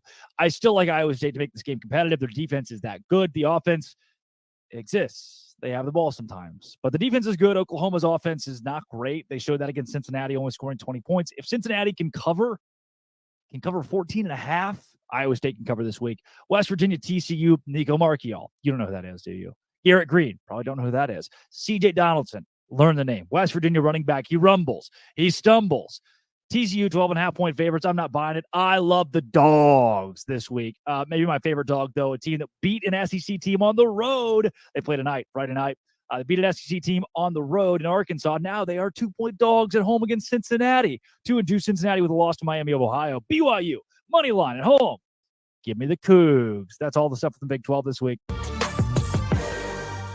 Our SEC Week 5 picks. We got 7 games of the conference. SEC on SEC. First up, I like Kentucky at home against Florida. I think Devin Leary gets it done despite the turnovers. Florida much improved, but the Wildcats better this week. I like Arkansas in a bounce-back game against A&M and Dallas, taking on the backup quarterback of Max Johnson. KJ Jefferson makes the plays. I like Georgia to win on the road at Auburn. Carson Beck's first true road test, but Georgia wins big. I like Mizzou to roll Vandy and improve to a perfect 5-0. I like Tennessee at home against South Carolina, but maybe take the Gamecocks to cover that plus 12 line. I like Bama to roll Mississippi State and Starkville late night Saturday. Jalen Milroe doesn't do much, but the Bama defense gets the job done. And I like LSU to pull out a close one over Ole Miss and Oxford, minus the 2.5 for LSU. But LSU keeps getting it done. They keep on rolling. That's our SEC Week 5 picks. We'll see how right we are coming up next week. I'm Darian Gray of Locked on HBCU, and I have 2 games for you again this week that you need to look out for. One from the MEAC and one from the SWAC. So in the MEAC, you have North Carolina Central, who's going over to face Campbell from the Colonial Athletic Association. And last year, when these 2 teams faced off, it wasn't pretty for the Eagles. North Carolina Central got beat down badly. So to me, this year is all about getting the lick back. It's all about revenge. It's all about making up for it, because last year they halted a lot of momentum from public perception wise, but they halted a lot of momentum for the North Carolina Central Eagles. This year, they have all the momentum already. They're the defending Black college football national champions. You can't let that happen to you again. Not the way that it happened in 2022.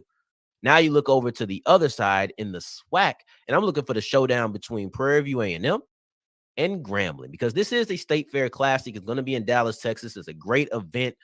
But beyond that, these are the 2 teams in the SWAC West that are trending upward.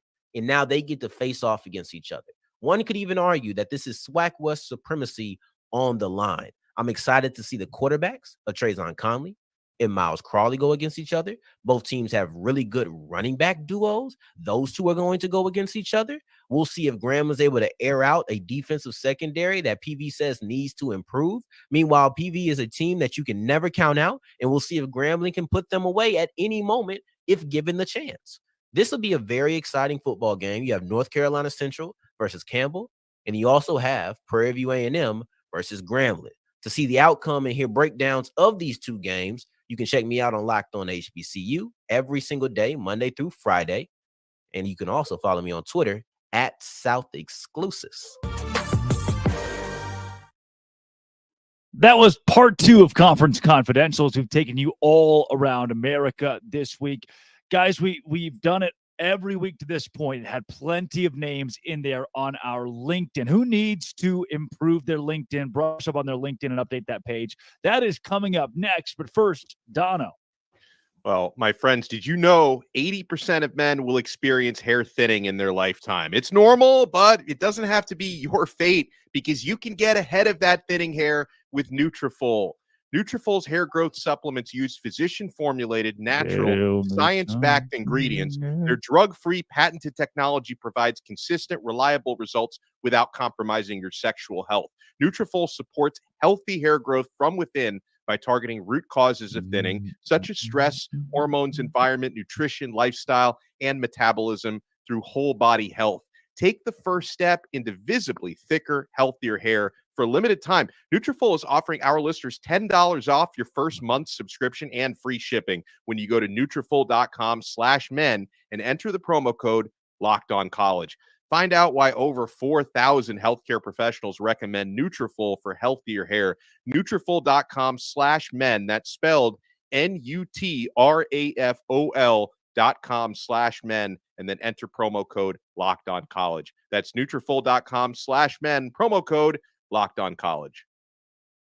All right, guys. Who needs to update the LinkedIn today? By the way, this segment brought to you by both LinkedIn and Butch Jones, who has been a consistent contender, who got a win this week, an upset win against Southern Mississippi. Congrats to you and yours, Butch. Kenton Gibbs, who is on your list this week that will likely lose their job? I'm so glad you started with me. I'm so elated that you started with me. You had to know that the ACC has two teams that are coming off of just god-awful losses, that both of these coaches, you know what? I'm going to tell you this. I might head up to Boston. I know I said I was going to be at the Duke and Notre Dame. You really don't like Jeff Hafley. But I might. Oh, no. It's not just about Jeff Hafley. It's not just about Jeff Hafley. Because Jeff Hafley, that team got blown out the water so bad. Louisville called the dogs off in the second quarter. I don't think people realize. Brown was like, all right, that's enough in the second quarter in a conference game. But Tony Bennett, come on to the floor, brother. You know, Tony Bennett had that game won against NC State. You talk about snatching defeat from the jaws of victory, a game in which NC State was mightily favored. And Tony Elliott. Yeah, Tony Elliott. I'm sorry. Yeah. Who did I say? The other Tony is safe for now. Who did I say? You said Tony Bennett. I'm sorry. Yes, Tony Elliott.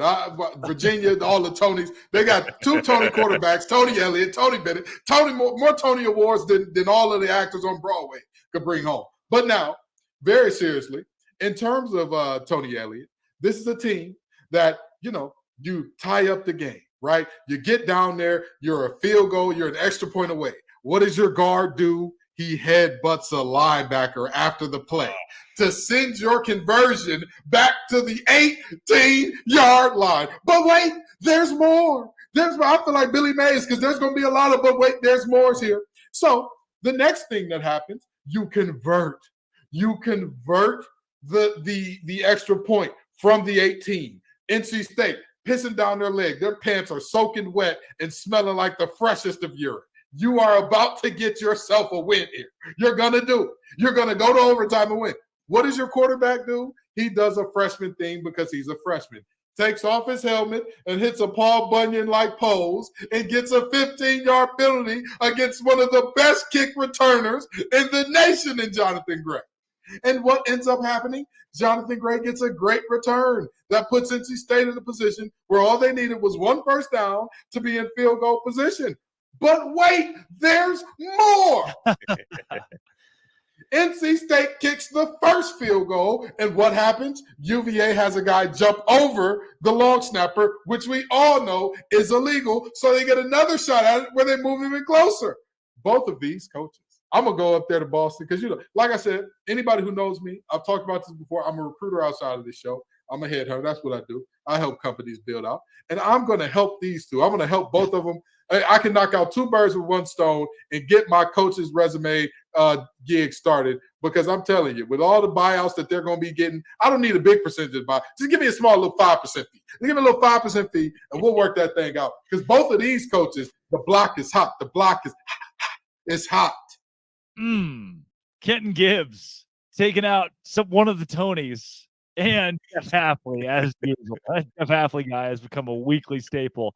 Alex Dono, who is on the hot seat. I love how Kenton, Tony Bennett is catching strays there. And any Tony in Virginia is in big trouble. But I'm going to stick with the ACC because someone that Kenton gave kind of a break to was Brent Pry at Virginia Tech. I mean, I hope he's warming up that LinkedIn profile. They're 1-3 now. They lost 24-17 at Marshall, and that vaunted Virginia Tech offense has been held to 70 points 17. 70 would not be so bad. Right. Shocking. They've been held to 17 or less points in 3 consecutive L's. And so, folks, Kenton has already brought up Hafley enough, but I will say that circle the date November 11th on your calendar, because that's when Brent Pry and Jeff Hafley go head-to-head for an ACC matchup. So I'm going to say this. Assuming both of those coaches are still gainfully employed for that matchup on November 11th, we might have a good old-fashioned loser leaves town match, right? The loser of that game may not survive Got to go.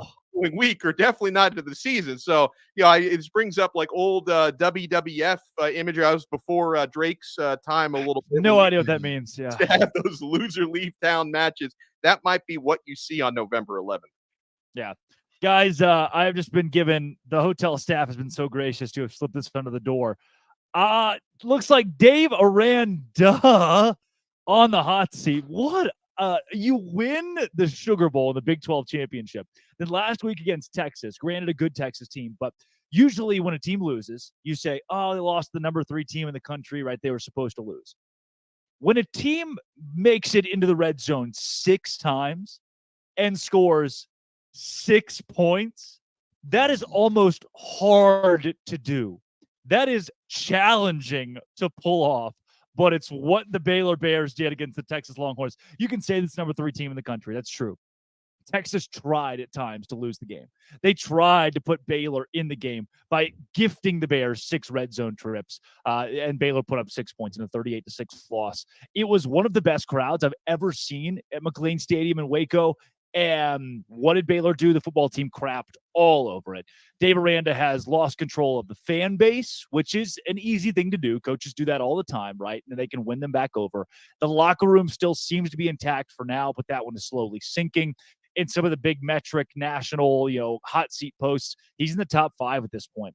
Too much money for him to go this year, but he is brushing up on the LinkedIn because I just, there comes a point where you're losing a lot of games. The team, the atmosphere, everything around it crumbles and you can't revive it. So it's make or break for Aranda, especially this weekend against Central Florida, where I'll be in Orlando on Saturday. Guys, there are some huge games on the docket tonight, even between BYU and Cincinnati as the Cougars. I'll be on hand as the Cougars open Big 12 play, home Big 12 play. And then obviously Oregon State and Utah. We'll get into all that, do our pick'em coming up later. But first, it's maybe the weirdest segment of the week where I show my love to our grand Poba of college football. He is the president of the Locked On College side of the network. This is the Blackerby Blitz.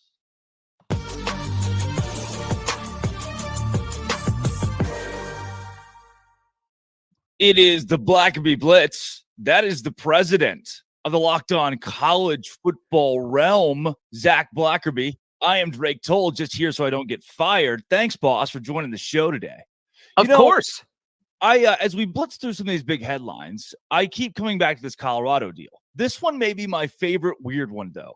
Remember that a couple of weeks ago, Deion Sanders talked about how this is just football, things happen. Well, the kid, Blackburn, who hit Travis Hunter, took him bowling this week. And I think that's weird, Zach.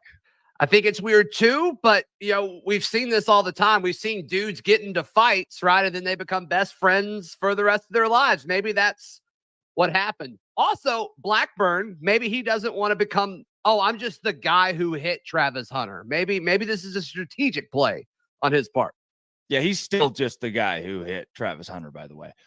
Speaking of people who got hit, the Deion Sanders entire football team talking trash pregame. Oregon publishes a lot of what they said in their cinematic recap of the win over Colorado. Colorado got thumped. Is this the end of the Deion Sanders era? Well, first off, incredible troll job by Oregon. Totally savage. It's like, we're catching all of this. We have all the receipts, and then we showed everyone the receipts shortly after the game was over. Incredible, like caught in 4K type stuff for the Colorado Buffs. I don't think it's over. I do think it's kind of what we thought it would be, though, Drake. This is a Pac-12 conference that, though it's about to fall apart and crumble, it's going out with a bang. And their schedule's not going to get any easier. So I think a lot of people are going to hop off, especially after the next few weeks, if they pick up a few more losses. But to me, Colorado has already overachieved this season. I think Deion has already kind of done enough of the proof of concept. He's able to go to guys and say, I need offensive linemen, I need defensive linemen, I need help. But we're close. We're a lot closer than we used to be. And so I don't know. I mean, they may be a bad football team, but I think they're better than what we thought they were going into the year. Michigan State has now officially fired Mel Tucker, proving to people everywhere, don't have non-consensual phone sex, especially with someone who is a sexual assault survivor advocate who you've invited to your university multiple times. This dumpster fire finally has a bow on it. Mel Tucker is gone. Yeah, I got the notification from several apps saying Mel Tucker now fired. And I'm like, oh, I guess, yeah, that technically hasn't happened yet, but I'm kind of done talking about it. Drake, Mel Tucker, get out of here. Your coaching career is probably over. He is done. I don't know. There are some different therapy programs, different therapy college football programs that hire the like. We'll see if he makes a return at one of those. Oh yeah, maybe he's a grad assistant in Alabama in 2 years. Yes, maybe he is, where he's already been. The playoff committee met this week and said, you know what? Nah, for now, let's stick with 12. What do you think about that? I think 12 is a good number. I'm still a fan of staying at 4. I know a lot of people are against that, and 12 means more college football, which is certainly a good thing. But I think regardless of what we do, it's going to water down what it means to be a playoff team. Yeah. And right now, I think we've already kind of had to do that with several seasons. It's like, okay, there's 2 or 3 teams that are worthy of a playoff team. And then the 4th team, it's like, okay, who do we want to just invite to the party? When you go to 12, I mean, I think it's really going to zoom out. I mean, because parity is a thing in pro sports. It is not a thing in college football, nor does it need to be. And I just think when you bring in 12 teams, I don't know if that's necessarily good for the sport, but it may be good for the fan, and that's all that matters. Two sides to this. One, parity in college football does not result in viewership. The Big 12 is a great example. There's no big dog. There's no national championship contender in the new Big 12, which means that there aren't 10 million eyeballs that are zooming in on somebody. Maybe Deion Sanders just because of the Deion experience. Yeah. On the flip side, 12 means $320 million per conference from ESPN, which right now is 5 conferences. Zach, technically with a grace period, Washington State and Oregon State are still in the Pac-12 for a couple of years. They could walk into $160 million each if ESPN doesn't move them elsewhere.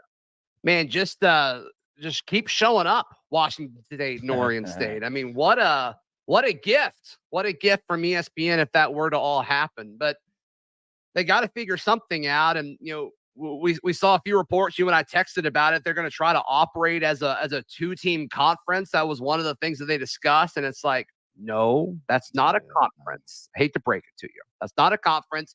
Those are 2 teams that are about to become trust fund babies. And look, I'm not gonna fault you for it, but I am going to be a little jealous. You know, Zach, the Auburn Tigers lost to a team that could probably win the national championship in Texas A&M. You know, you're going to lose to some really good teams out there. Just felt like this Auburn team still has 11-1 prowess. You said it, not me, but I do think they lose this weekend. So maybe 10-2 is still on the table for the Tigers. And yes, my one Auburn question for the week. Ole Miss this week, I found it really heartfelt that they're celebrating their 2003 national championship team. They won the championship, right? They're honoring their 2003 team against LSU, and they won exactly nothing. They didn't win the West. They didn't win the conference. No. But they had Eli Manning on that team. Ole Miss, what are you doing? What are you doing?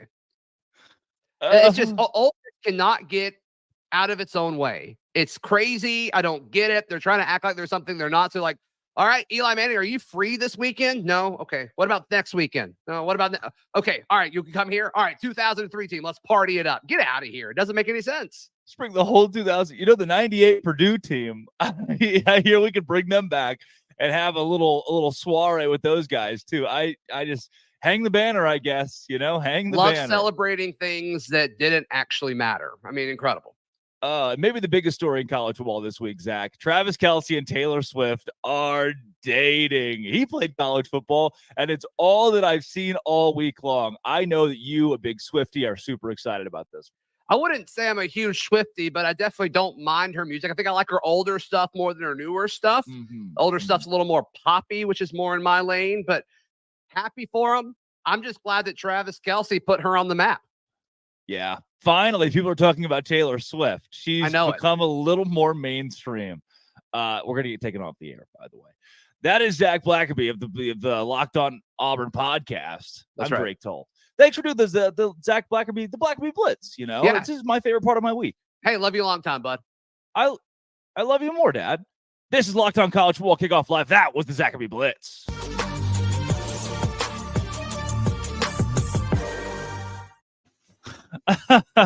Can I say something? For the last hour and 40 minutes, I was wondering if there's any possible way on a college football breakdown show, if we could find a way to work Travis Kelce dating Taylor Swift into the show. And Drake told you found a way to do it by pointing out that, yeah, at some point, Travis Kelce played college. I don't even remember where he played college football. Cincinnati with his brother. How did you forget that? No, I mean, I'm letting him carry my fantasy team. He's a chief to me. All right. He was a smash then. He's a smash. He's a smash with Taylor Swift. It's good, man. I check the hard drives. This is getting crazy. Amazing. Okay? This is getting crazy. But yeah, there are a lot of interesting angles to a lot of that whole Taylor Swift and Travis Kelce thing. For example, is she going to go back to Cincinnati one of these games with him? If I'm just saying, him and his brother are both going to be inducted in that Ring of Honor if they aren't already there soon. Yeah. But we get a Swift appearance. Think about Colorado, Cincinnati, a conference game next year. Oh. Deion, Taylor Swift, Travis Kelce. Ooh-wee. Bro, ESPN's going to lose it. Would that be the first time Deion wouldn't be the biggest star at his own game? That would be more star power than the Milky Way can contain. Do you understand? Insane. That is just too much. All the social media posts from every major media outlet, not ours, thankfully, have just only been Deion and Taylor Swift for 2 weeks now, or weeks on weeks. Guys, let's go into some best bets this week. We'll do a couple of minutes of your very favorite games and then wrap up this show today with straight up picks of the biggest contests in college football this week. Starting in the Big 12, when you think best bets, guys, tonight, BYU open as a 3-point favorite. They are now 1.5-point underdogs against Cincinnati. The game has moved from even to swaying in both teams' favor. I think BYU wins outright in a home night game. The Church of Jesus Christ of Latter-day Saints is having its biggest conference of the year in Salt Lake City this weekend. So what does that mean? Everybody and their mom is in Provo, Utah, myself included, for the game. Myself included for the game. And this place is going to be packed, raucous. I think BYU wins it at home pretty easily. Yeah, from what I've been told about BYU's home atmosphere, it's not only like loud and raucous, it's also terrifying. Because they're it is. Yeah. They're deadly silent originally, and it scares a lot of people, which it would terrify me too. They bring out Polynesian fire dancers and Cosmo the Cougar. Yeah. So with that being said, I know we talked about this. This Cincinnati team flying under the radar a bit and all that. But if we're talking about best bets here, and the bet has BYU as the underdog, if I have that correct, right? Yeah. So if Cincinnati wins this game by 1 point, does BYU cover?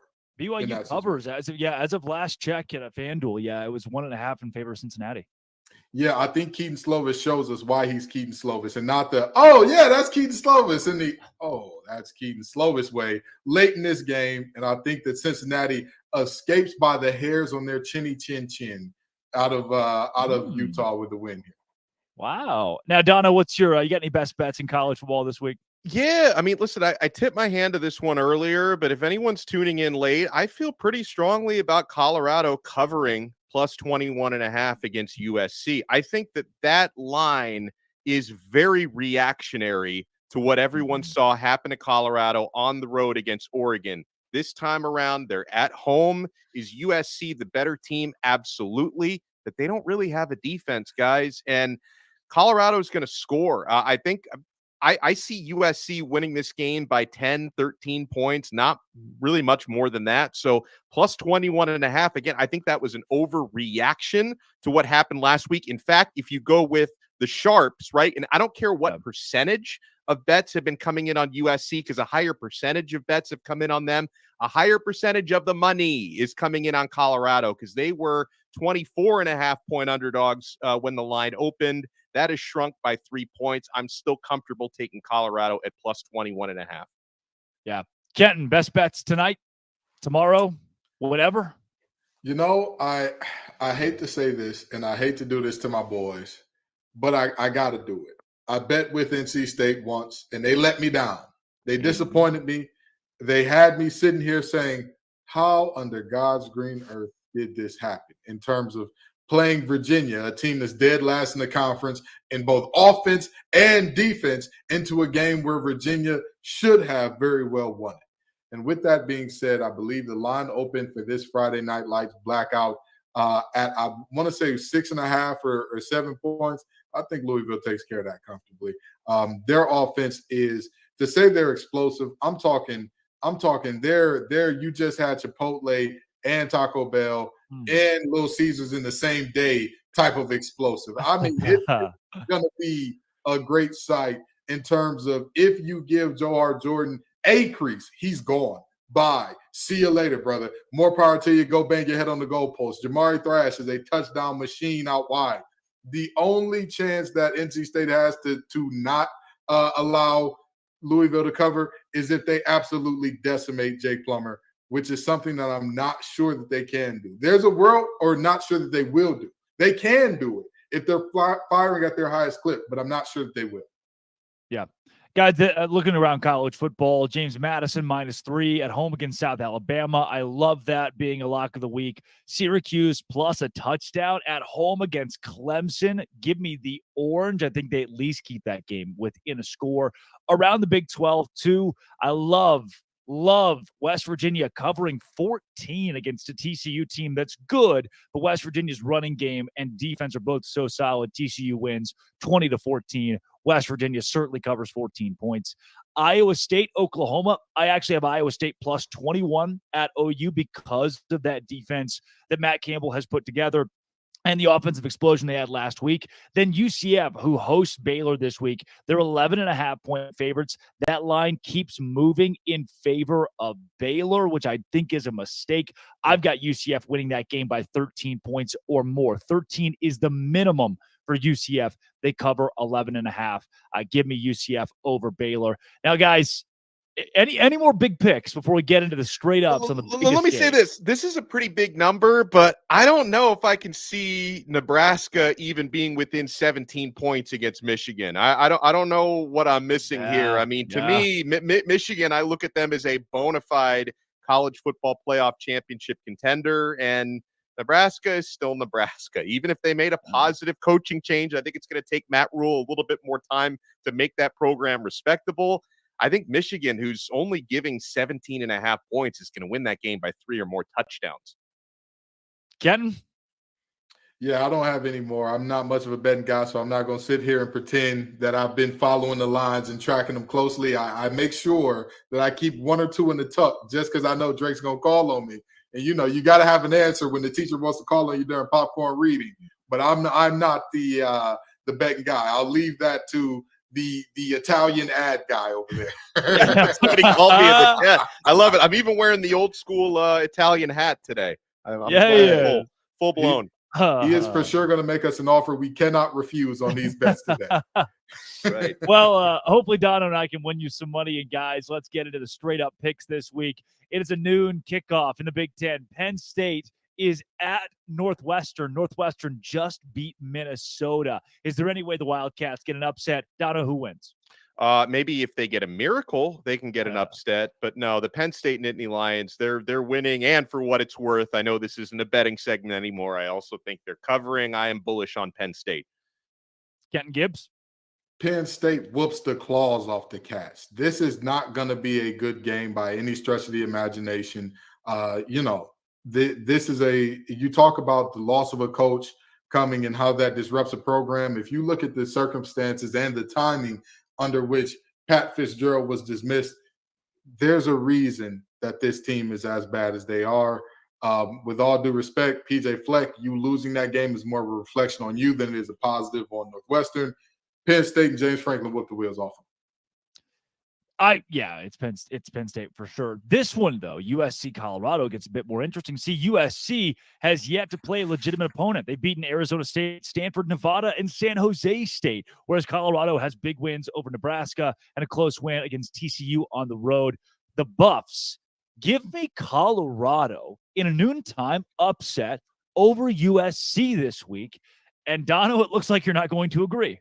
No, listen, I thought I was going to be the one who said the nicest thing about Colorado today because I'm pretty confident they cover, but no, they don't win. This is going to be a good old-fashioned shootout. Give me the reigning Heisman Trophy winner. Give me Lincoln Riley. Give me that offense. I just think USC are the better team. I don't think they're going to win it as comfortably as a lot of folks think. And because, again, noon kickoff on the road for a team that's going to feel like 9 a.m. for them, but they still win. Kenton. I hate to say this, but the deciding factor in this game is not going to be the person that everybody thinks, because everybody is thinking, oh, it's going to be Shedeur versus Caleb Williams, and that's going to be the situation here. I'm telling you right now, this game is going to be about Zachariah Branch. The country may not know who he is yet. Zachariah Branch is a freshman do-everything guy. He is being compared to Percy Harvin and Tyreek Hill and guys of that ilk. He is all that and some. And I am telling you, Colorado does not have a single player that can match up with him in any situation to where you can say, I feel comfortable with my guy against his guy in space. Now, here's the problem with that. Lincoln Riley is better than anybody in the nation, potentially anybody in history, at getting his guy against your guy who he knows you can't do anything with him. I think Colorado covers, but it hurts my spirit to be a Detroiter and not pick Buffs. But we're going to go with that's a reference to Cartier glasses, if y'all don't know. We're going to go with the Trojans here. Fight on. It is the Swamp headed to the Bluegrass State, Florida, in Lexington. Dono, do you take Kentucky or the Gators? I think Kentucky wins a close one. My confidence level on this is basically 50-50 between these two sides. Now, I will say our guy Brandon from Locked On Gators gave us a little bit of a negative insight, a reminder that probably doesn't help his cause very much, that the last time Florida went into Kentucky, Florida center, who is still their center, committed 7 penalties. Might want to cut that down a little bit, but I'm going to go with Leary and the Wildcats to win a close one. Kenton. Devin Leary, can you do something for me? The running game is going to be phenomenal. They're going to do everything that they can to run the ball. Or let me not say phenomenal. The running game is going to be the focal point for Kentucky. Yeah. That is what they're going to want to get established more than anything else. Can they do that against Florida right away and straight away? I'm not sure. But if Devin Leary can be enough, if he can be serviceable to good, I think that Kentucky comes away with this game. And with that being said, I think that he definitely will, despite the best protests of Brendan and all the muting in the world, will not be able to mute what is going to happen to his Gators tomorrow. The board loves Kentucky, all three of us riding the Wildcats. Kansas and Texas is a top 25 game at DKR Texas Memorial Stadium. The last time these two teams will play. Head-to-head, Kenton, do you go with the Longhorns? Absolutely. The Longhorns have been my boom team for a reason, and they're going to keep on booming. This is a Kansas team. They are exciting. They can put up points. They have the goods offensively. Defensively, there's some questions. There's still some questions there. There's still some pliability there. And honestly, there's still some depth issues there. Like, let's just be honest. They don't quite have the horses in the stable. The Les Miles and what he did to that program, he will never pay for his crimes. He should, though. He should. Somebody's going to make him answer for that at some point in time. But luckily, he was cashing those checks all the way to the bank for Texas because, again, the state that he left that program in, they're still not exactly fully recovered yet. Texas wins this game. Dono? It is a ranked matchup, like you said, but I hope Kansas enjoys being ranked right now because by the time the fresh batch of AP rankings come out on Sunday, they will not be ranked any longer. Texas is going to steamroll them at home. You know, for so many years, guys, I, like most people outside of the Longhorn State, have been really annoyed by the constant chatter every year. The Horns are back. Texas is back. I think this year they might actually be back, and Kansas is not going to be the team that gets in their way. Hook 'em horns this week. Board loves the horns against Kansas at home, despite it being a top 25 matchup. Let's go to tonight. Oregon State, Utah. The Beavs are 4-point favorites at home in Corvallis. Kenton Gibbs, what do you do with this game? Cam Rising is back, folks, or he should be back at least. He should be back. Cam Rising is going to be back, and we can put to bed the questions about Utah's offense. They're going to be better. They're going to be much improved with a defense that they just shut the door. They do not, it's scoring on them. The chances are slim to none. And Slim's got his top hat on, looking around with a couple to-go plates, hoping nobody's judging them for it. The reality is very simple here. I think that Utah takes this game, but I do think that Oregon State is better than most of the nation would assume. I think that DJU looks good. He looks confident again and all that. And they play some good defense over there, but I just don't think they have enough to beat Utah in this one. I know we haven't heard from our pals at Locked On Bets in a couple of weeks, but I'm going to steal a phrase from Lee Sterling from that show and say, wrong team favored. I get it. This is not your daddy's Oregon State, but they shouldn't be, even at home, a 4-point favorite against Utah tonight. The Rising return to me, even if there is some rust, I think that's going to make a big difference. I think a lot of folks are overreacting to their lack of offensive output a week ago. I think it's a bounce-back offensive game for Utah. I do think the game is close, but I'm going with the Utes to get it done. The Utes win it on the road tonight. Board loves it. BYU hosting Cincinnati as an underdog tonight, missing Ben Bywater, one of the best defensive players the Cougars have to offer. I like BYU as a dog to win it at home. Dono. Man, I hate to. We've agreed so much. I don't like it, but I'm going to have to agree again because I'm really not that sold on Cincinnati. So I'm going to go with BYU. You already talked about how difficult the atmosphere is going to be up there for the visiting team. So I'm going to go with BYU. Again, I've got Cincy covering just by the hairs on their chin. I think that they escape with a win in a crazy way here. Because again, it's not that I don't trust Keaton Slovis. DMX said something a long time ago that I found to be very prophetic. Okay, trust everybody to be themselves, but trust in you to see them well. What are we not trusting in our eyes that we're looking at Keaton Slovis and saying, hey, he's going to win an important ball game? What's going on here? Don't get me wrong. He did the thing at Arkansas. That's all he's got in him. He's going to peter out. It's the Keaton Slovis recipe. He wins one game where you're like, oh, my God, could he be serious? And then for the rest of the season, tons of unserious activity from the young man. We'll get tons of unserious activity going forward from him, starting with this game. Guys, our last two here, they're the biggest games of the week. Duke, number 17 in the country, hosting number 11 Notre Dame. Kenton, who wins? Oh, boy, this is such a tough one because this is a big on big. This is an ugly, nasty, gritty. I want to make this dirty type of game. And the reality is I love Duke. They are a team. Defense has shown out every single week this year. I just don't know if I can trust them to beat Estime and company. And it's tough for me to go with Notre Dame in this one. And the more I think about it, the more I think about Notre Dame in big games. And I'm like, their record's terrible. But then it's also like, it's Duke football. Right. It's just that big of a game. I mean, Ohio State, that's a big game. I don't think this is the same. No disrespect to Duke, but this is not a big game compared to that. But this is why, and this is why I'm making this pick, because I don't think that Notre Dame understands this is Duke's Super Bowl, and Duke is going to be up for this game in a way that we have never seen, and Notre Dame is going to sleepwalk through at least the first quarter and a half, and I don't think Hartman has the ability to come back. Immaculate, you got me. If I was Lee Corso, I'd say, give me that hand and put the Duke Blue Devil on. I got the Blue Devils win the close one at home. Dono, real quick.